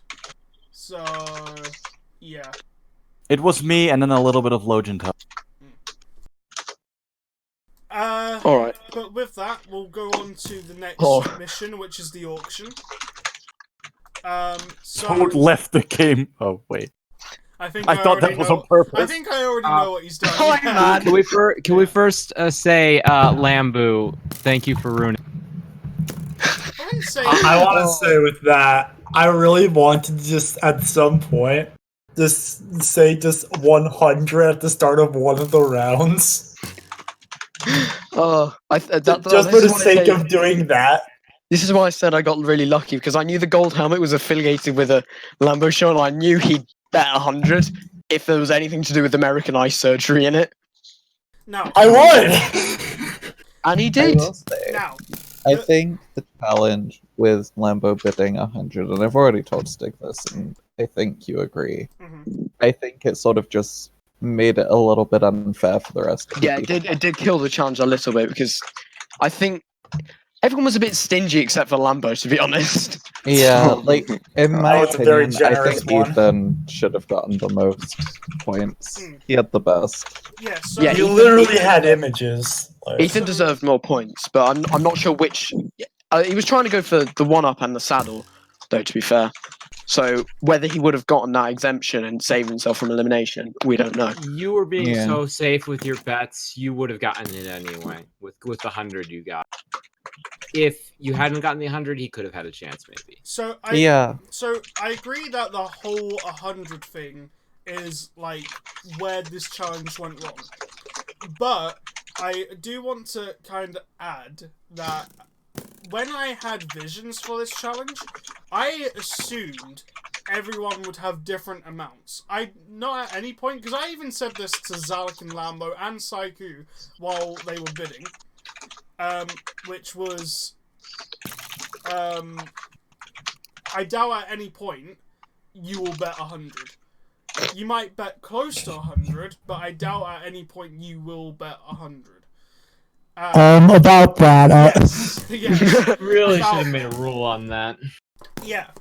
But what I assumed was, or what I was hoping was going to happen, is that is it 6 of you? That all 6 of you were going to have very different amounts. Like, I was hoping that one would have somewhere around 20 to 30, maybe another would have like around 30 to 50, another about 50 to 60. Yeah, you know, you'd all have very different amounts of diamonds that you would then all have to try play against each other to try get these items, because obviously the person with more diamonds is more likely to get it. But if they actually think that item that they're going for can really help them, then they're gonna use their diamonds and get out of there. Now, whereas Toad played really safe and had 100 diamonds as well, it did kind of guarantee him the immunity, especially because the person with the next highest amount, I think... George. Was it George or was it Ethan? George and Ethan had about 50-51. Yeah, something like that. Something like that. Yeah. And then they immediately betted them on. That was literally pretty much half of Toad's diamonds. So, like, Toad could have got away with, like, so much in the auction. Yeah. But at the end of the day, it was still fun. And, that was probably one of my favourite challenges, just because it was just a good laugh, rather than, you know, me thinking everyone's a fucking shithead, like episode 6. But what makes me laugh is, I guess in a way this is a mole act from Dark, but it kind of isn't at the same time. Dark bidded and got negative 200 diamonds for the group. Yeah. But technically, even though Dark won that auction... Who was the first one that bet? Exactly. Whoever was the first one to bet on that item is technically the one to blame. Because the moment someone bids, that item is being sold. So... I mean, did you really expect an item to not be sold at all? Because I did. we are all pretty curious by nature. I Just go for what we have. I did because I think a lot of you actually picked up that when something goes sour, it goes bad. So I thought you would have heard the words and would have instantly been like, nah, I'm okay. Unless you wanted to do something that made you seem like the mole. I think some of us definitely picked up on that. I don't know who. I didn't particularly. I just didn't want to pay for anything more. I felt like I'd gotten enough out of the auction, but I just didn't want to pay anything. I also found it interesting that a lot of you were telling the people, which at the time I think was just Chatter and Dark. Like, I'm pretty sure you guys were telling them, hey, you haven't spent your diamonds, go spend your diamonds. I thought that was rather interesting as well. I was just trying to save it because I thought maybe we'll keep the diamonds we haven't spent. And because we had bugger all, Stig let us keep the diamonds we haven't spent. Now, going on to the quiz, I mean, this one was an interesting one because, and George, I'll let you talk about this, because George and Ethan kind of developed a strategy going into this quiz. And yet they still went out consecutively. Well, the thing was about that, I was still very much dead set on it being Dark and possibly Ethan. And I'd been straight up with him about that. And he told me that he was kind of, I don't remember the other name, but I do remember Toad's name being mentioned. And that he had been doing so little on Dark Scion that it's like, don't do it. I've been still here. And Dark Scion, I've been putting so little on. It's not Dark Scion. So that kind of made me a little confused, but I still played it safe and spread it out this episode. But I added a little bit more to Toad because of what Ethan said. Yeah, what I think happened is I think Ethan was splitting on Chatter, Toad, and Loge, and wasn't putting any on Dark and George, whereas George was putting his answers on Dark and Ethan. So, with that information in mind, they were splitting between all 5 different people, and the only person that they weren't splitting on was George, because obviously George is one splitting, and Ethan didn't think George was the mole. So, with that information in mind, whichever one of them went out, then the other person would know that someone that they are putting their answers on is the mole. It's just then getting to the point of figuring out who it is. Which, in George's case, and we will get to this later on, when Ethan goes out, George was suspecting Dark and Ethan. Well, Ethan's now gone, so his only suspect really is Dark. Mm-hmm. But, you know, anything can shake George's confidence at that moment in time, because, you know, maybe George just got lucky. But yeah, so that alliance formed during the game, and I thought it would have worked. I definitely thought George would be in the final 3. But obviously, to be honest, episode 6 changed that quite a lot. Oh, right. Before we start this, I'm not an attention whore before anyone says anything. Please, I am not. That's ironic. Are you sure? Yes. All right. What were the numbers for that challenge? My +1 even. Oh, actually, we never talked about the quiz, did we? No, I was about to. Ethan's quiz. Let's go. Okay, so once again, it wasn't horrible, I guess. Toad did the best this quiz and got and got 8 correct. Dang. Sick.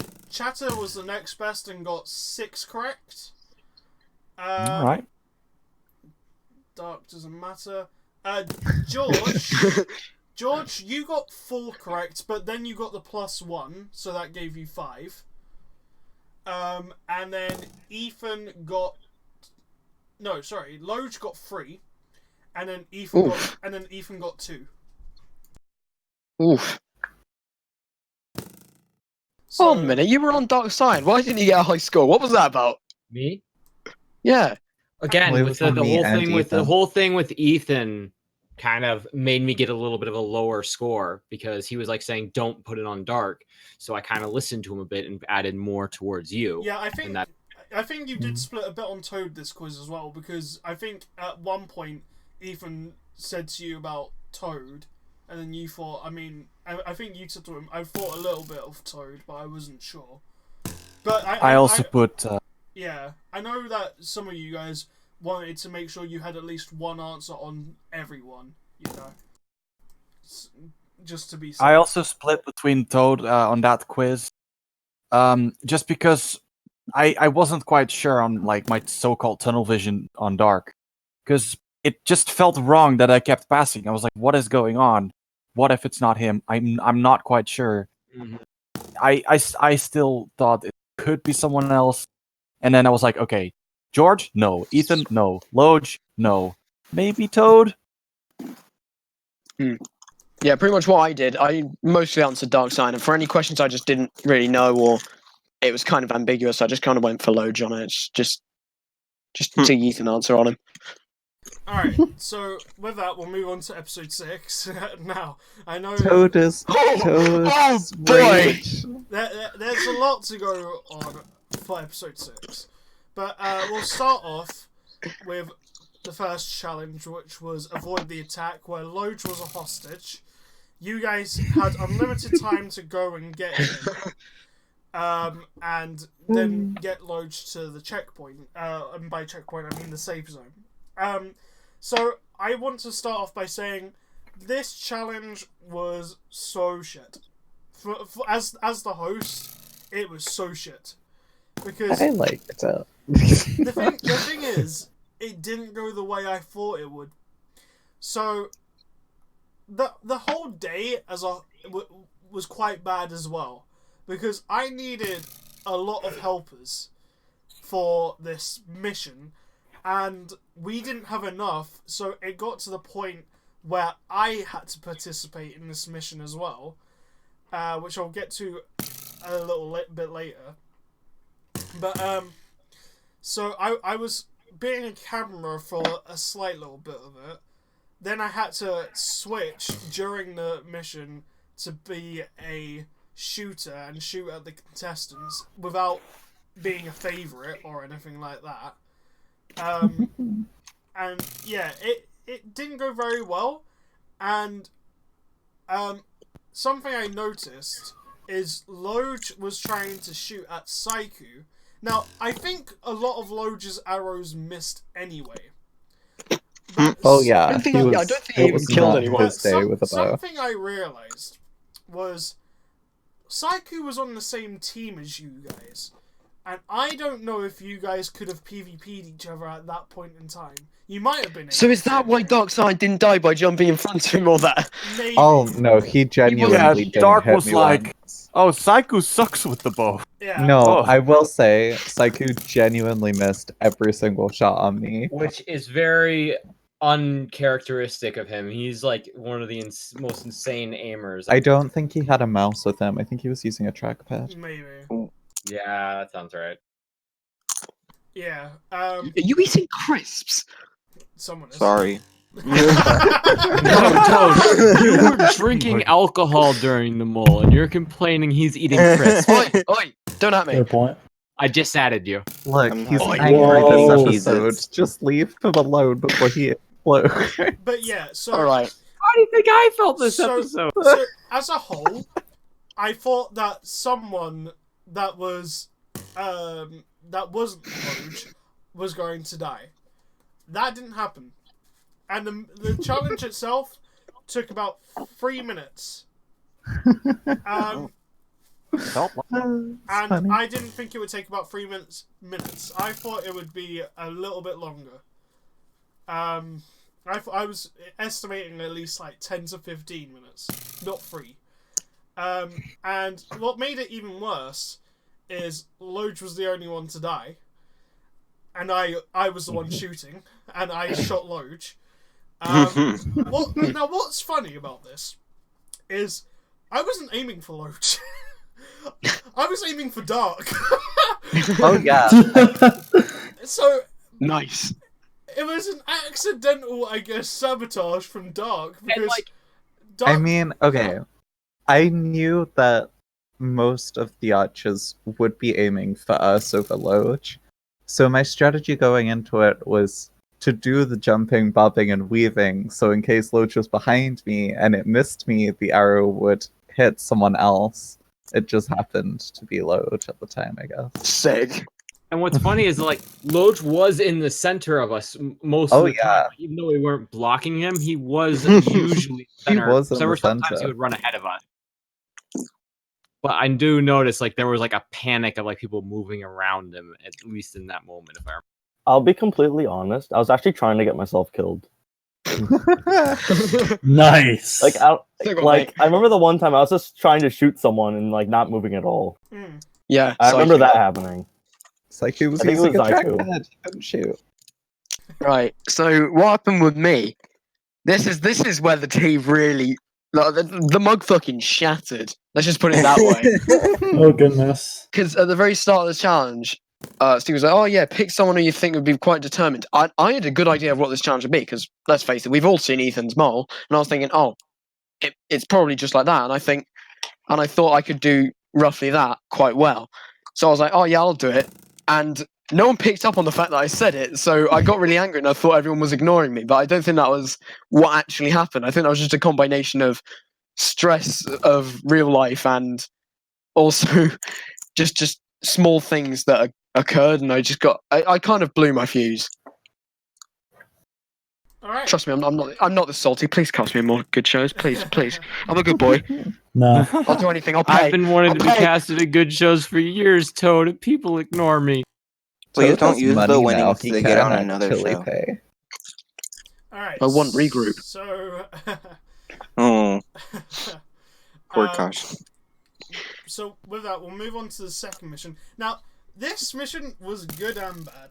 It once again didn't go the way I thought it would. So the second mission was the Mad Dash.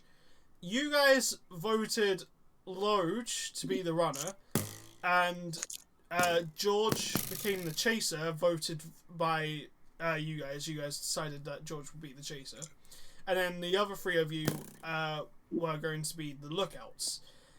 So Loge was going after an immunity in this challenge, whilst the rest of you were hunting him down. Now I know George really is annoyed at me for not offering him an immunity. But Well, you shouldn't have told me That's the why he TV wants to show be the version chaser. had God the damn. immunity in it. You shouldn't have told me that. Yeah. Okay. So you probably wanted to be the chaser because you wanted an immunity. You were expecting an immunity, Yes. weren't you?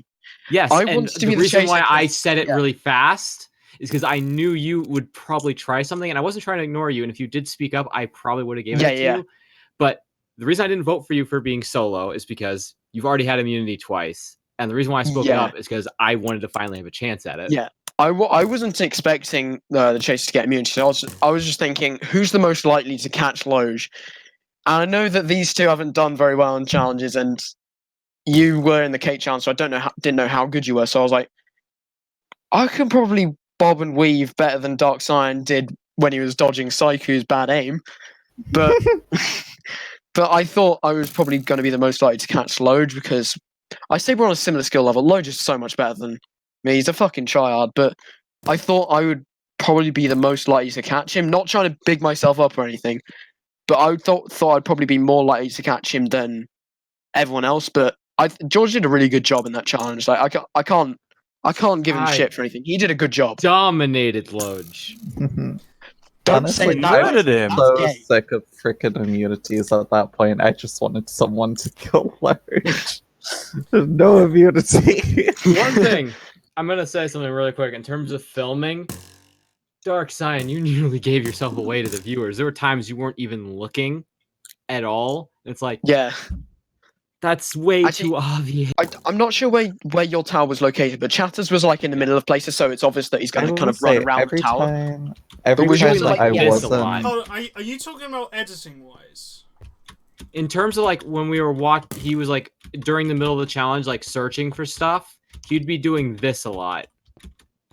I didn't even know. I mean, you back can the use... episode, you see you doing that a couple times, Dark.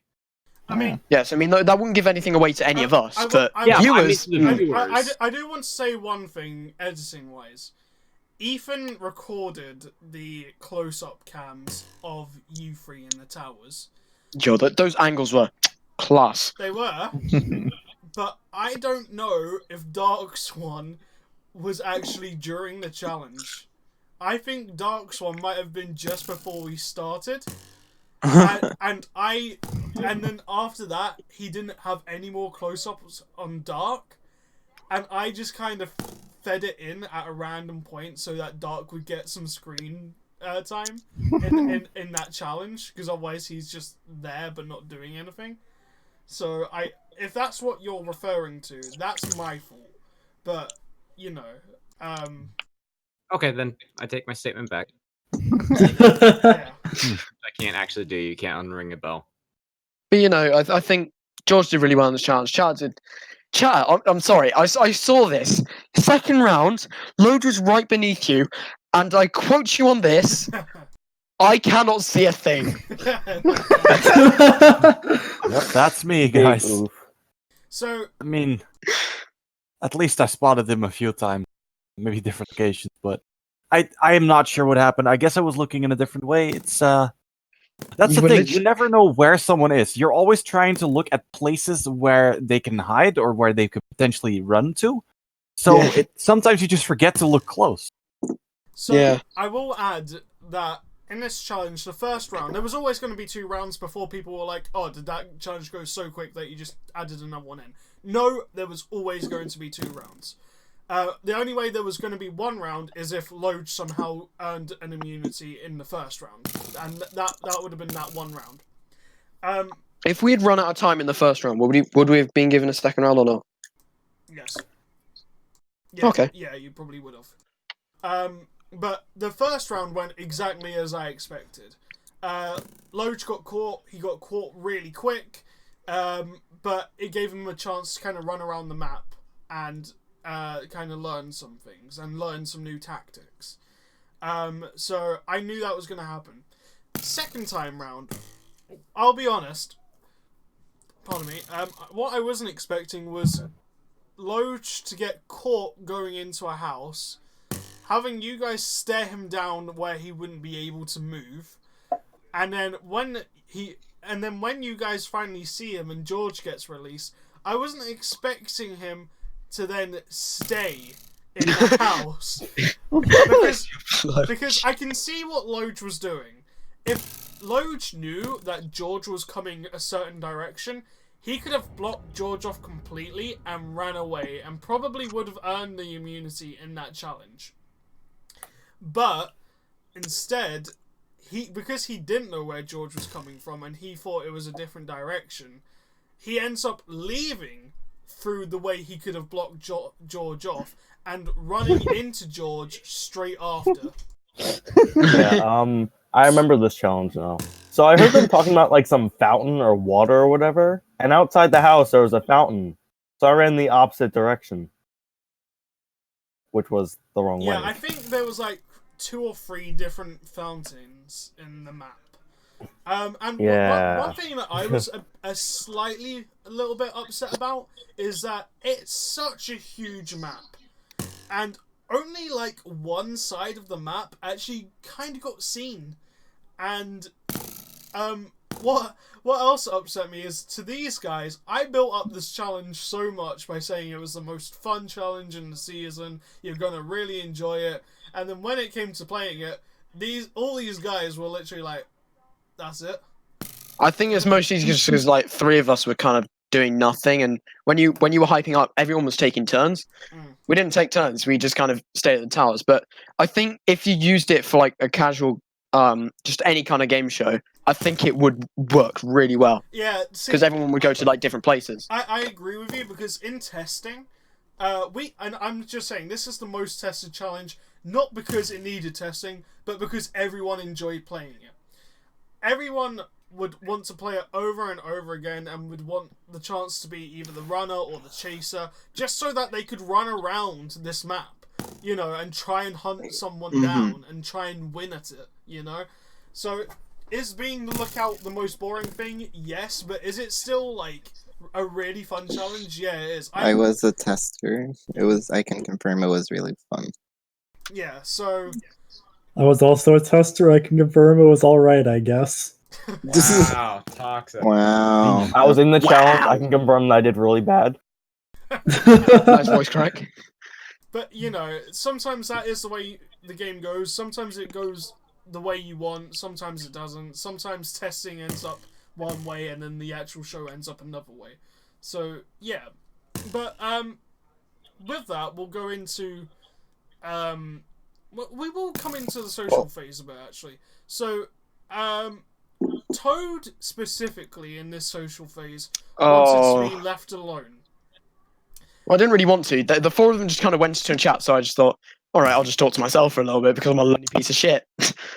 So the others go into a chat, and then at some point George leaves, which I think I noticed a bit late. So George leaves and goes to talk to Toad, which then leads them into a conversation, and then them two kind of figure out that they're on the same trajectory on who the mole is. And then I genuinely didn't know this until Toad's confessional, but Toad was actually quite upset about George entering the channel at the time. Yeah, I think I should probably elaborate because I didn't think I actually feel really kind of dickish for saying it because that wasn't George's intention at all. But basically, George entered the chat and I didn't notice he'd entered the chat and he didn't really say anything. So I immediately thought he was eavesdropping on me and I got really angry, but I just kind of had to play it off as like, oh, everything's fine. Let's just talk about the mole with George. And inside, I'm literally just fucking burning up because I'm thinking this guy's an absolute fucking twat. And he actually isn't. He's a really nice guy. And I really feel bad for saying that stuff, but I was just off the edge at that point. Like, I was too far gone. I was not coming back. But I am saying, in the game of the mole, eavesdropping, that's allowed. So even though I know. he would have been angry, he would have been completely allowed to do that. Yeah, I know. I was just pissed off. If you want to talk your side of it, George, because I feel like you have just as much to say as I do. I even said to the group, I'm going to see how Toad's doing, and then I went in. I think that part got cut out in the episode, so I can't... I don't know if you did say that, because I left most of your conversation in, and I didn't realize you left the channel till late. But, I don't know, maybe I did. It beats me. I mean, that's kind of all that happened, but I just kind of got driven over the edge, to be honest. But other than that, I just wanted to I wish there finish was the game. Sorry to interrupt. I wish there was a confessional where you asked me, like, what was your intention with talking to Toad? Because then that would have because you kind of made it with the questioning. It kind of didn't give me a chance to respond, kind of without knowing. You know what I'm trying to say? Like, I wish you would have asked me in the confessionals, like, your comment.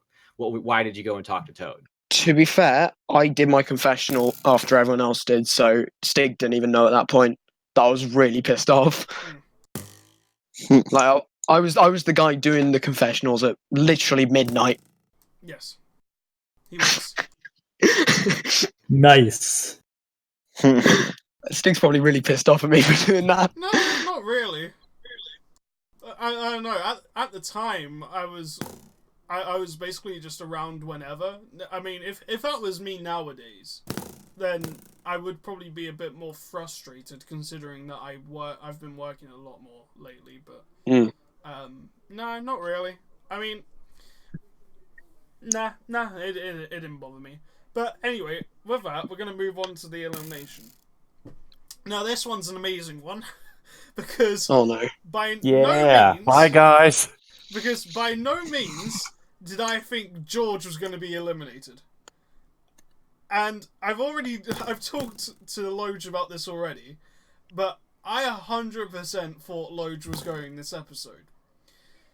But somehow he's Harry Potter, and the magic is with him. So let's put it this way. The people left in the game are Dark, Toad, Chatter, George, and Loge. George, Toad, and Chatter are all on Dark. Loge was originally on Ethan. Ethan then goes, so then he had to switch his mole option, and this episode he decided to go for George.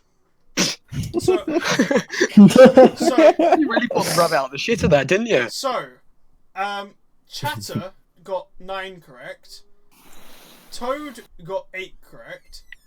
George got 7 correct. And now this is the interesting thing. This is the interesting thing. So, Loj, despite thinking that the mole was George, somehow got 9 correct.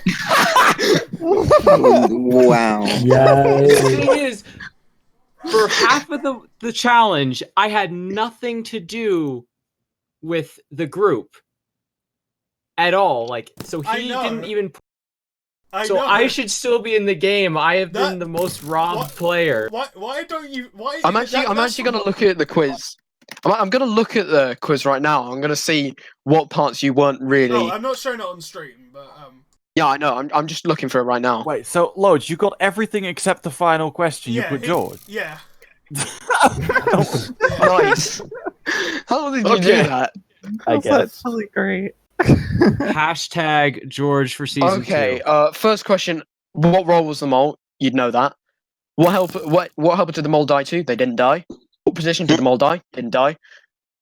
Who did the mole say he wanted to remain in the game? Obviously, I think you'd probably just assume they said Lodge because Lodge had majority. Yeah. Yeah. What role was the mole? What tower? You probably might have got that wrong. Probably. Did you write that down? What tower they were in? I had to get that right. The only question I got wrong was who was the mole. Everything else you got right. So wait, you thought it was George the whole time, yet you answered what lookout tower's the mole in as Tower 3. Yes. When George was running. Yes. Good job, George. I'm proud of you. Honestly, How does that make sense? Okay, this may sound a little bit ego here. Hold on. This may sound a little bit like ego here. There were so many times when I played this game, I could literally stretch out my hand and hold up my fingers, and I could feel the victory of this game in my hand. I am not kidding. And to hear that, this is how I go out. It's a bit funny, to be honest. So I'm showing it on stream now. So It's a this is cool- Lodge. This is Lodge's thing. Runner, Oh my God. The mole did not die. The mole did not die. Lodge, look out. Tower 3. Yes, no, no, George. George, there you go. Nice. So, and then, by the way, Skill. You got like can you scroll to the end real quick? The end side. You'll see my thing says Toad. I did that as an extra spreading vote just in case I was wrong. Normally, when I get that final question, I use that as a last chance thing. If just in case I'm wrong, put it on somebody to give them an extra point. I mean, in this case, even if you put that as dark and you got 8 correct, you still would have been out because you was the slowest time. Were you the slowest? Yeah. Oh. So you would. I mean, Lodge, I just want to say this right now. You are the cleverest idiot in the world. Probably. I'm not sure if clever is the right word, but Lodge is just a genius. Definitely not the right word. I also don't know if you brought this up, Stig, but did anyone find my cameo in the Tower Challenge? Yeah, we saw your hanging body. Yes. I think Chatter was very confused by it because he used you as a call out to George. He was like, Lodge is going towards Buggy. He's by Buggy. And I was just like, I don't think George knows where Buggy is. yeah, it made sense to me as I could see it. But yeah, we can all see different things. Nice. Oops. Anyway, I really, when I was Right then, eliminated, now to the... Oh, no, you go first. I went to see Avengers Endgame because that's a time frame when we filmed. There's only one regret thing I have about that episode. It's kind of like normally when everyone was eliminated, everyone kind of gave encouraging words like, "Oh, it's really sad to see him go." Oh, for my episode, everyone was like, "Oh, this just solves everything for me." Yeah, I kind of feel bad for saying that. Well, not just you. It was like literally everyone. There was like no like, oh man, we're gonna miss this guy. It's like, well, bye. See ya. The thing with Dark Swan, and Dark throughout most of the season was telling me that he wanted you out the game because he knew you was on him, like from day one. Yeah. So he like if there was anyone he wanted to see go, it was you because you was on him from day one. 100% true. Yeah, it's just I was just a little upset that like people weren't, like just treating me like everyone else. It felt like I was like, yeah, I played a bad guy, but I still tried to be kind to everyone, and it just kind of sucked. I will say though, I think you only really worked with Toad out of everyone remaining in the show. I could be wrong about that, but Well, I I do think invited you people only to worked talk with to me Toad. privately, and no one would I guess we were all come. just scared. Everyone was just like stuck in their big groups, and no one wanted to talk with me. Trying to That's the even figure thing. out what I was thinking. As One soon as person. Ethan left, I did notice that you changed, like both in the challenges and social phases. I felt like you are a lot more lost than usual. Well, no, I agree. even without Ethan, I was always inviting y'all to come and talk to me, and no one would come. We talked a fair bit in the early game, which definitely helped out, and Not really. I enjoyed it. We were in a big group, and Yeah. we didn't really directly talk. I was there and listened. No one really wanted to talk to me. So that's like one of my bummer moments in this game. I'm sorry. Anyway, so with that, we will move on to episode 7. So the first challenge of this one was the Dark House, the Lighthouse Dark House. Dark. Quick thing, that was the challenge I found, right? Or was that the next one? No, it was the next one. Okay. Well, you found that challenge. So, yeah. So with the Dark House, they were blinded. They had to make their way up a lighthouse that had gone out. There was clues about. There was parkour that Chatter couldn't do. But there was also a hint as to who the mole was in this mission. And because I thought it was an obvious hint, except no one actually picked up on it, I don't think. Apart from Dark, because Dark knew about the hint. Yeah. But yeah, there was a hint in this mission. I've already told Chatter and Toad. I might have told Yeah, Raj. you did tell me. But I'll tell you guys for viewing wise, when it comes to it. But yeah, there was a hint in there as to who the mole was. I thought it was obvious. I didn't mind it being obvious because at this point in the game, I would have thought people would know or who the mole was, or would need an idea as to who the mole was. So if Loge found this clue, it would have been a big up in his game, but he didn't. Yeah. So, but yeah, with that, we'll just kind of talk about it. So, if anything, Toad kind of took the lead in this one, and then when Loge eventually made it to like the second floor, he got a bit more involved. But Dark and Chatter was not very involved in this one because they were really struggling on this part. Yeah. The freaking head parkour with blindness was honestly really tough. All right, Like, I'm I back. wasn't even really doing anything molish in this challenge. Like, the head jumps were honestly like giving me struggle, and I just couldn't do it. Just save my I life. know this is really bad timing to say this, but food's on the table right now, and I need to kind of go eat it now, otherwise it's going to get really cold. But if this is still going, like when I get back, I'll be back. But I just need to go AFK for a little bit, if that's just all right with you guys. Yeah, that's fine. You're a This is Tesco really ornament. You don't need it. No, you are not allowed to leave. Shit. Right, see you hopefully in a bit. Alright, take your time, Toad. You got it. I think we should speed this up anyways. Going very I slow didn't know pace. Tesco ornaments had mouths, but okay. All right.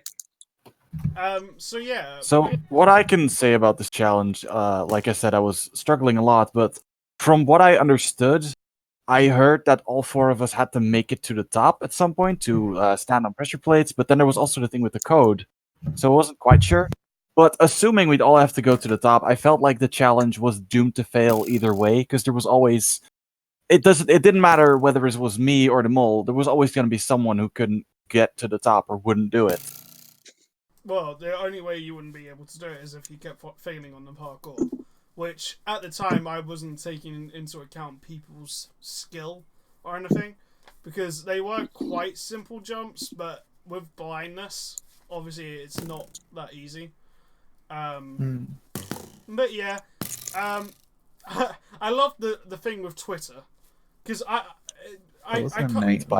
I cut out the episode as much as I could, but I did give these guys a lot of help on the Dark House, because I tested it like once, and people beat it so easily that I was just like, oh, okay, that's fine.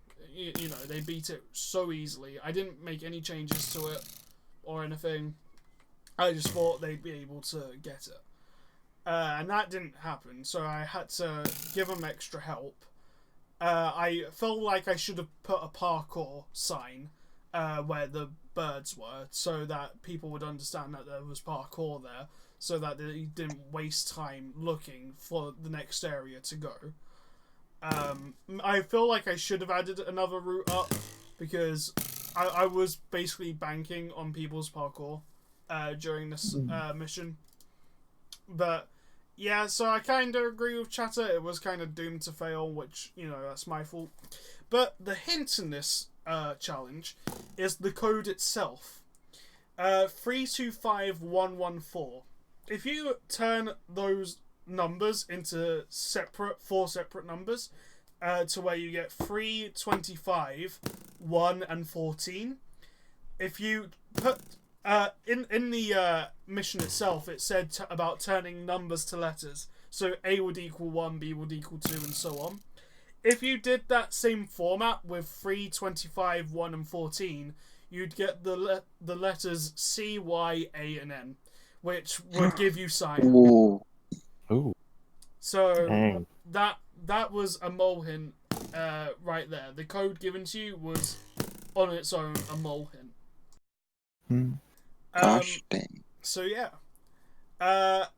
Anyway, after that we had Keep Talking So Nobody Explodes. That was the one George found. And when George found it, it wasn't even built. It was like it was started, but it wasn't even there.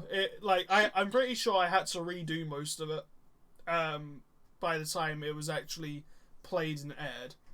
So yeah, but no, that challenge went somewhat to the way I wanted it to go.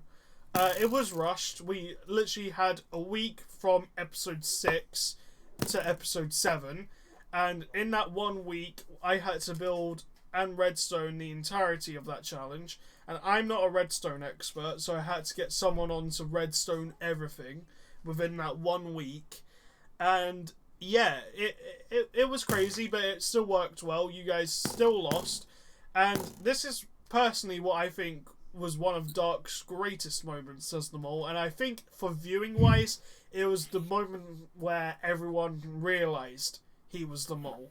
So Yeah. But yeah, I'll let you guys just talk about that. I knew at this episode I had to do something blatantly obvious that I was the mole, as I knew it was coming to the end and just everything was making sense to do that.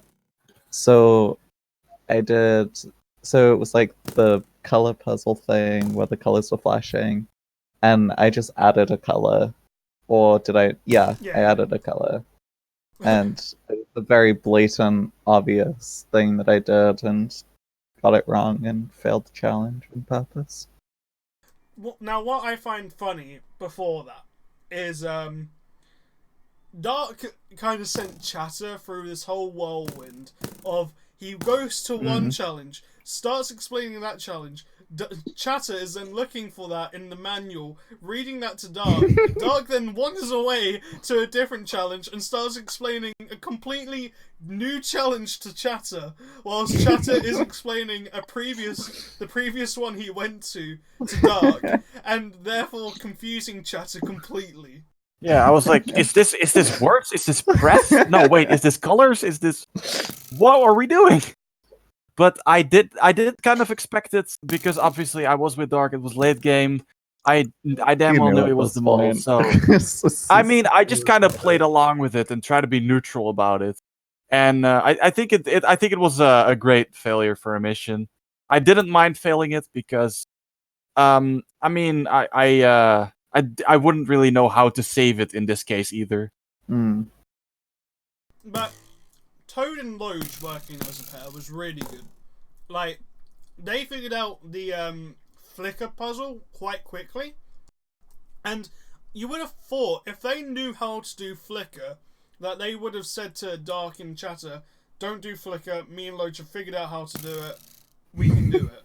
But no, they just kind of casually was like, oh, Dark and Chatter's on that one, they'll figure it out eventually. You know. But I love how in the episode, the first thing Toad found was just for decoration. He was like, okay, just for decoration.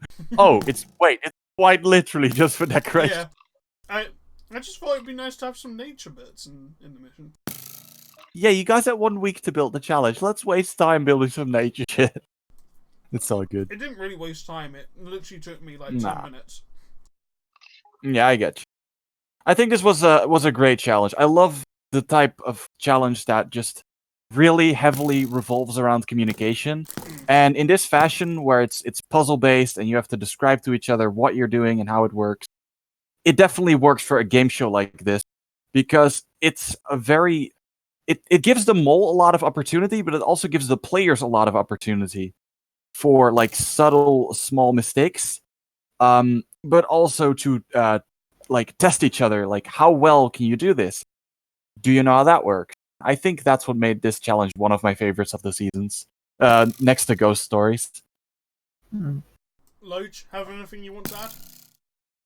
I don't really remember the challenge that much. No, I remember we did get like 1 strike or something on it. Yeah, you and Toad got the first. I think that was like really early on. I forgot what it was, but I remember that happening. Yeah, that was mainly that was due stupid. that was due to Toad, because for some reason I had explained previously that anything that you do as a bomb diffuser, you will need to refer back to your manual reader. But for some reason, Toad just saw something and then didn't refer back to Loge, and then he just went ahead and did it, and ended up getting the first strike of the episode, of the challenge, sorry. So I'd set this in the confessional as well. But the thing with the strikes, I thought it was just so obvious that people would already have that information. So I didn't, for 1 second, not at all think about communicating that. I was like, yeah, you know, we'll just play the challenges, explain the puzzles. I did not think about the strike system or time or points or anything like that. I just wanted to play the challenge. But that did cause a little issue, which caused us to fail pretty early on. I will add that I kind of threw about the manual readers missing that to try and take some of the heat off of Dark, because as a host, and I did this with most of my episodes, I don't want to make the mole so obvious. So like in episode 2, when Dark took note 6, I cut it to where you could see Dark about to enter the graveyard, but then it switches to someone else.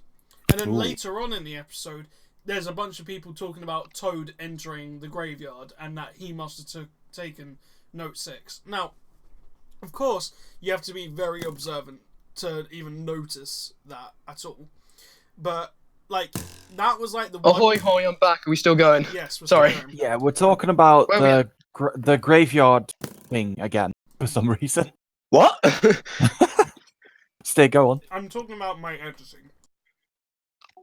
Sick. Basically, I couldn't make the mole too obvious, because everyone at that point would be like, oh, Dark's the mole. Why is it so hard to figure out? And that way, it doesn't give much of a purpose to the show. So, a lot of the time, I had to cut things out where it didn't really look like Dark did much during the season, but that's because he did so much during the season that I couldn't keep it in, because otherwise it would make it so obvious that he's the mole. So it's very hard to try and keep it like that. But I also didn't mind doing that with this challenge, because Dark's won Sabotage. It was getting to the end of the season. So I didn't mind if people started figuring out Dark was the mole at this point. Is this keep talking and no one blows up the whole island? Yeah. I mean, I didn't really have much to say about this challenge. I just kind of did it. I ran past the thing that said just for decoration, despite it saying just for decoration. I pointed that out, yeah. Alright, So with that, we'll Quiz. go to the quiz. So Rip episode 7. Loge. Yeah. So the Legend Yeah, of no- Loge, who went from 9 correct in the episode 6, got 1 correct in episode 7. You did Proper it. Nice legend. job. Fucking legend. And I feel so bad let's for see. George. So You Toad, went home to that. so Toad in episode 7 got the most correct and got 8, and Chatter got 7 correct. Ooh, Not bad. I've been doing good in these quizzes. And I then mean, let's not talk about the got episode 3 quiz, 10. but I've been doing good in these quizzes. Hmm. 0 Loge out got of 10, 10 let's go. correct. Minus the 0 on the end, it's fine. So when Loge was eliminated, that left the final 3 of Chatter, Toad, and Dark. Now, those 2 were pretty content on Dark being the mole for a majority of the game. So, you know, at this point, I think Dark just kind of decided to play the episodes just out normally. on this Yeah, I episode, just sort of played them for fun at that point. which I respect, because I think a lot of people would do the same when it gets to the final episode. They would just play that final episode Yeah. like normally and try not to sabotage it. But yeah, we'll start off with the first one, which was the long and winding road in the city. With you know, the questions, they had to try and guess the right person. And Yeah, I knew you were gonna bring that up. I'm afraid of Dark, okay? I wouldn't want to meet him. It was It's very cool. wholesome. Honestly, though, a lot of people I noticed said that I was sabotaging that challenge, and I genuinely wasn't. Yeah. Like, I could have been given the quizzes for what you guys answered, and I didn't. To be fair, accept you're when you were paired with me, Dark, your reasoning for the first question, very much valid. Yeah. What did you say again? he said about The how age Toad gap. Is, how Toad is younger. Yeah. Yeah, that's a fair one. And then you still picked me, didn't you? But you did manage to find Dark. Has You that ever been found done? the Oh my mole. god, mole. We found someone. We did it. We've made history. And probably You the guys most have been observing me so much that you figured out my entire quiz line. But I think the best thing that came out of this challenge entirely, and Patricia. yeah, Patricia. I think we can all agree was Patricia. Where is she? I fucking love Llama in I my know. living boat. But yeah, That was just amazing to see when recording that challenge. yeah, Patricia randomly came into the challenge because I think they were getting bored of waiting for me to set someone up. So Yeah. Probably. Ben put a llama in a taxi, and then Dark named it Patricia. So that happened. We should I have. did my part. Patricia should have been in all the boats in the final challenge. Yeah. Oh Well, god, of course. that could have been.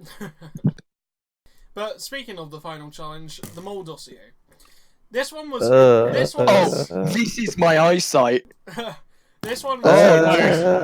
So Uh, you each had kind of your own weird little bits during this mission. So we'll start off with Toad. Toad was on the red path. He had to go to the blind boating area, where he couldn't find a red flag. where there was a bunch of red flags, quite coincidentally. But eventually he found the red flag, he got the hint, and he ran back to the motel, got his... But you see, the thing is, I never actually noticed the bridge in that challenge. It's a massive bridge. I didn't notice it. The whole time, not even there for episode 1, I just never noticed it. I was like, where's this bridge come from? Yeah, so that was Toad's weird little bit in the thing. Chatter's weird thing, and he did touch up on this earlier, was his orientation. Like, Chatter would get things correct, but then wouldn't ever really know where he was going. Oh my gosh. Sounds right. I recall the hint where we had to go back where it all started. That was obviously the first island. I knew that back when we didn't even know what the show was.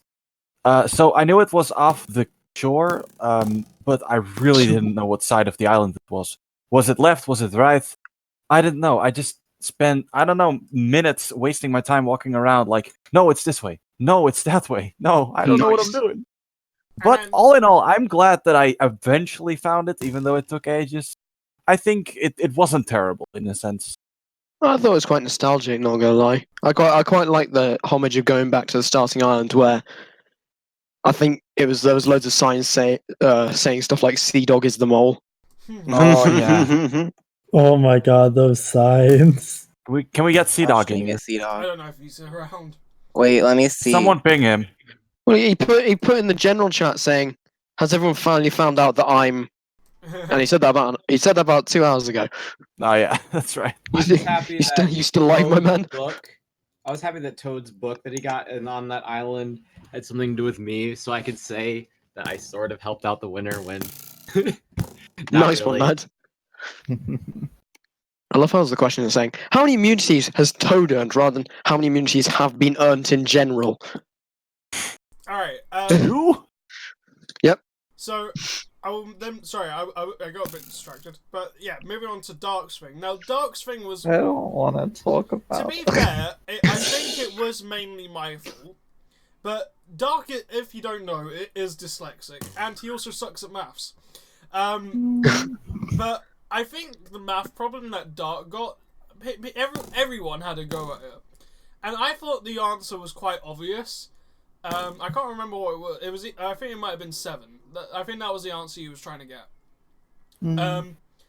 And Dark couldn't figure out the question, hence why he never got to the point of getting to where the adventure all began. And if I just want to say, if I had have gotten the fucking thing, I was so good at finding places on this fucking island. In general, like I found the first challenge of where I needed to go immediately. Not to mention, you was the first one back to the motel as well. So if you had gotten your question correct quickly, you probably would have won the whole mission and not Toad. I think it depends on. Well, no one actually knows what was in Dark's final, but to be fair, so it just depends on how quickly Dark can add up in maths. Because like when I did it, I read it and I was like, "Well, that's an obvious answer," and I just wrote it down on a piece of paper, headed straight back, and toss the thing in the hopper. Yeah, I did have something. I don't. Let me just check. Do I have an ender chest? I think it was just the fact that there was brackets and it confused me. I don't know. I hadn't done math. I remember the math was like incorrect yet. too. Like, Yeah. I think it was wrong somewhere, but the general gist was the fact that the answer was 0. Times 0. Yeah, it was times 0 right at the end. Yeah, and I knew that, but I think because it was in brackets, it confused me. I think it was I don't think there was any brackets, but there was There like were a brackets. there was There a were plus brackets right. at There the was a bottom. plus right before the times 0, and going by the logic of BODMAS or BIDMAS or whatever. PEMDAS? Basically you multiply two things together before you add. So let's say if you got 5 plus 2 times 0, I'll just put that in the chat. The answer would actually be 5 because you times the 2 by 0 before you add the 2 to the 5. Yeah, see, that's where I think I went wrong, because I wasn't really thinking of that. I think when I wrote the question, I was just putting the brackets in to kind of show you guys, or show the person what the equation they was trying to figure out was. I wasn't actually trying to have the brackets there for you guys to actually use in maths. I think I was just showing that this is the equation, you need to try to figure out this equation. Which, now that I look back on it, I guess I didn't even need those brackets, but that's my fault. But anyway, so yeah, Toad won this challenge, and he had a choice between the mole dossier and the diamonds. He chose the diamonds, quite rightfully so, because the mole dossier... The dossier was fucking useless. Yeah, it wasn't really helpful. It had bits and pieces in it, but it wasn't anything helpful for the final quiz. And I will Yeah, say, if I Stig read out the had, exact Oh, sorry, you go first. if I had have won this challenge, I would have taken diamonds. Just Yeah. saying. I wouldn't have sabotaged any further. Yeah. Yeah, Stig read the dossier right after I did my final confession. I was just like, it was completely useless. So Yeah, I'm really happy I took the money. It was. Yeah. The only, I'd say, useful thing in it was I gave him a question that was going to be in the quiz. I got my journal that said Toad shit. Yes, lad. But other than that, Love the mole dossier was pretty much useless. So, yeah. But then we get to the final quiz. Now, obviously, Dark, throughout the entirety of the thing, he takes the quizzes. Dark had a penis in his journal. Dark, throughout the entirety of the quizzes, he takes them, but, you know, he doesn't. It don't matter. Like, he's the mole, he gets through no matter what. So this one is really just down to Chatter and Toad. Now, as you already know, Chatter was a runner-up. Toad won. Okay, you guys really did not do bad at all. Out of 25 questions, Toad got 23 correct, and Chatter got 22 correct. Oh my god. Oh Now- my goodness. Now, here's the thing that will probably kill Chatter the most. I know You were what got faster. wrong. He was faster, wasn't he? Alright. He was faster. I was faster, but Oh can I my say God. what I got wrong? Well, Toad. So remember the very final challenge where you had to run to a location and then someone had to run to Race for Cake or something? That's the one I got wrong. yes, you did get Did that you wrong. misclick? I don't know what happened. Yeah, you also put an answer on yourself as well, Chatter. What? Alright. Yeah, Okay, I'm looking for the quiz. yeah. Just in the tell me the chat ones right that I now. got. Tell me the ones that we got wrong. The one you put on yourself was which lookout tower was the mole in the Mad Dash. You put Tower 2, which was yourself. Oh. You put on the night of the second elimination, what seats were was the mole in? You put the fourth. I got the one right. Yeah, no idea on that one. you put It was the fourth back ones. I they're actually wrote that down. ones. Yes. And then the one that you said, like during mission number 16, which one challenge did the mole go to? You put blind boaters, but of course it was Race for Cake. For Toad, I know one of the questions I got. Oh, I know exactly which two questions I got wrong. Yeah. It was the information book for Dark, Yeah. and also where we were sitting around the campfire, because I was not really. Yes. I felt quite idiotic for doing that one, but I think we both made stupid mistakes there. Now, even though Chatter was faster, this is the bit that's gonna be quite surprising. Chatter was faster by, I think, 2 minutes? 3 minutes? half a second. Oh, what? Oh my god! Okay. Whoa! Toad, you are really fast also. Oh, believe me, I literally did that for every quiz. I tried to go through as fast as possible. Most of it was just kind of muscle memory. Because I remember when I was waiting for you guys to finish your quizzes, I remember sitting in the channel talking to Ben and Lambo and being like, oh, Chatter's on his quiz. Oh, Toad's on his quiz straight after. Like, like, it all happened so fast. And I was just like, whoa. So Honestly, I just wanna apologize to all my friends watching here. Trinitide, I could have done better, but I mean it was a very messy one. I think you definitely You deserve. got to as close as you could Yeah. without. Thank you, guys. You definitely deserved to get as far as you did. And to anyone who's looking to cast people for a game show, cast this twat. He's such a great guy. Just cast him, honestly. Like for the actual mole, just if you ever bring it back. If you got I like mean, a reality social I kind of did game win. show, I cast did this win guy. a real life fan made mole that lost. So he did. that's definitely Oh wow. the thing that felt very great. I actually have Nice a live job. reveal video of that. I'll share it with you guys in a bit, like after this is done. Okay. So yeah, Toad. Just curious, like when you went into the quiz, what was your general like idea and strategy? Obviously, you knew you had to put everything on dark. Was there? Were you worried you were missing anything, or were you convinced? Were you confident? I completely lost my challenge 8 notes, so I was absolutely shitting it. Not gonna lie. I was so scared because it was like a make or break situation. But you know what did calm me down? There's the fact there's a picture of Gromit on my computer. Was that ever shown in any of the episodes? No, I don't think so. I think in episode 5, it's nice episode to 5. keep some inside jokes, you know, like the things like Gromit and Fucking Gromit. Where's Buggy? Jeremy is the mole, you know. Jeremy. Dig's mum. That's not a joke. Jeremy is the mole.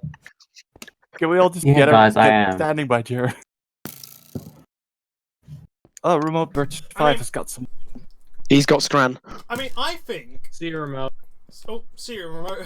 That's timing. I was gonna say if I had to choose someone else for being the mole, I think Remote would have been a really good choice because everyone looks at Remote and thinks he's quite a smart guy for the age he is. Because Remote's quite young, but he is quite intelligent. Wow, and I'm not. Okay, I see how it is. I'm not. It's okay. You drank beer in the first two episodes and got drunk. Yeah, you boomer. I think my point is proven. But, you know, like, I think Remote would have been a good choice for the mole. But, you know, at the end of the day, any of you would have been a good choice for mole. Now, here's what I didn't... Not me, but... Here's what I've Just not... imagine if George was the mole. So I would have been a great choice for the mole, guys. I think Lodge could have been a great choice, personally. Now, I'll reveal this now. Right. Dark, do you want to kind of tell these guys how long you've known you will be the mole for? Oh It was, boy. like, halfway through building. Oh So- my gosh. Wow. So I think So, it's like, when last you year, said, right? like... Yeah. Last So when year, you- I think I Oh my found out. gosh. So Dark, I gave Wait, Dark so- a heads up on the mole, like back in 2017. Oh my god. And It was a very long time ago. so basically, I started building the mole at the end, like near the end of 2017, and the plan was that it was going to be hosted in around April 2018, with a completely different cast. But I had asked Dark a long time ago if he wanted to be the mole, and he said straight up was like, "Yeah, I'll do it." Now, it got to April 2018, and I was struggling on building. And then, you know, I had to get new people in. Builds were getting places. And it wasn't until early 2019 where it actually came to be the mole was a thing. At which point, I hadn't messaged Dark at all about the mole. And to which point, I messaged him out of the blue and was like, "Alright, the mole's happening. It's going to be happening soon. Do you still have interest in being the mole?" To which he said, yes. So, Wow. so when applications came to be a thing, I made Dark a fake application. Yeah, I- which was a I gave Dark a fake interview Yeah. because he was already the mole. And literally, when I casted all of you, luckily there was no backups that had to be used. You were all the original cast. So that made it really easy to just kind of play Dark off as being the mole. Yeah. So, yeah, in future, if I am to do a season 2, which I do have ideas on, and I would love to do one, but I will not do the same thing as I did with Dark. I got very lucky with Dark. But Dark, at the same time, did a great job. So when you like says like I'm gonna message one of you guys right now, like That was Wait, did you? Wait, I can't remember. my Wait, so gosh. that whole moving us into your channel was Yeah, like first, Yeah. like first he said like it's like plot twist, you're in the mole, and then he's like, well now one of you I gotta never be the mole. thought that the mole didn't know. I knew, like, as soon as we said it, it's like, okay, the mole must have known ahead of time. Yeah. I never thought that they. That's the thing. This is one of these types of game shows that the mole does need some information on. If you're not briefed beforehand as a mole, you won't have a clue what's going on, and you won't be able to properly sabotage. Because improvising as a mole is probably one of the hardest things. But yeah, that does beg the question, Dark. Were you briefed on everything throughout the show, or were there still a few things that even you didn't know? I was briefed on mostly everything, Yeah, I think. yeah, pretty much. There were some things that you said you didn't want to know, so Yeah. but that, Some and then things you I just played chose not to yeah. look. So Yeah. I will say, I remember, I don't know how long ago this was, but your vision of how you were to start the season would have been really cool if it had actually happened.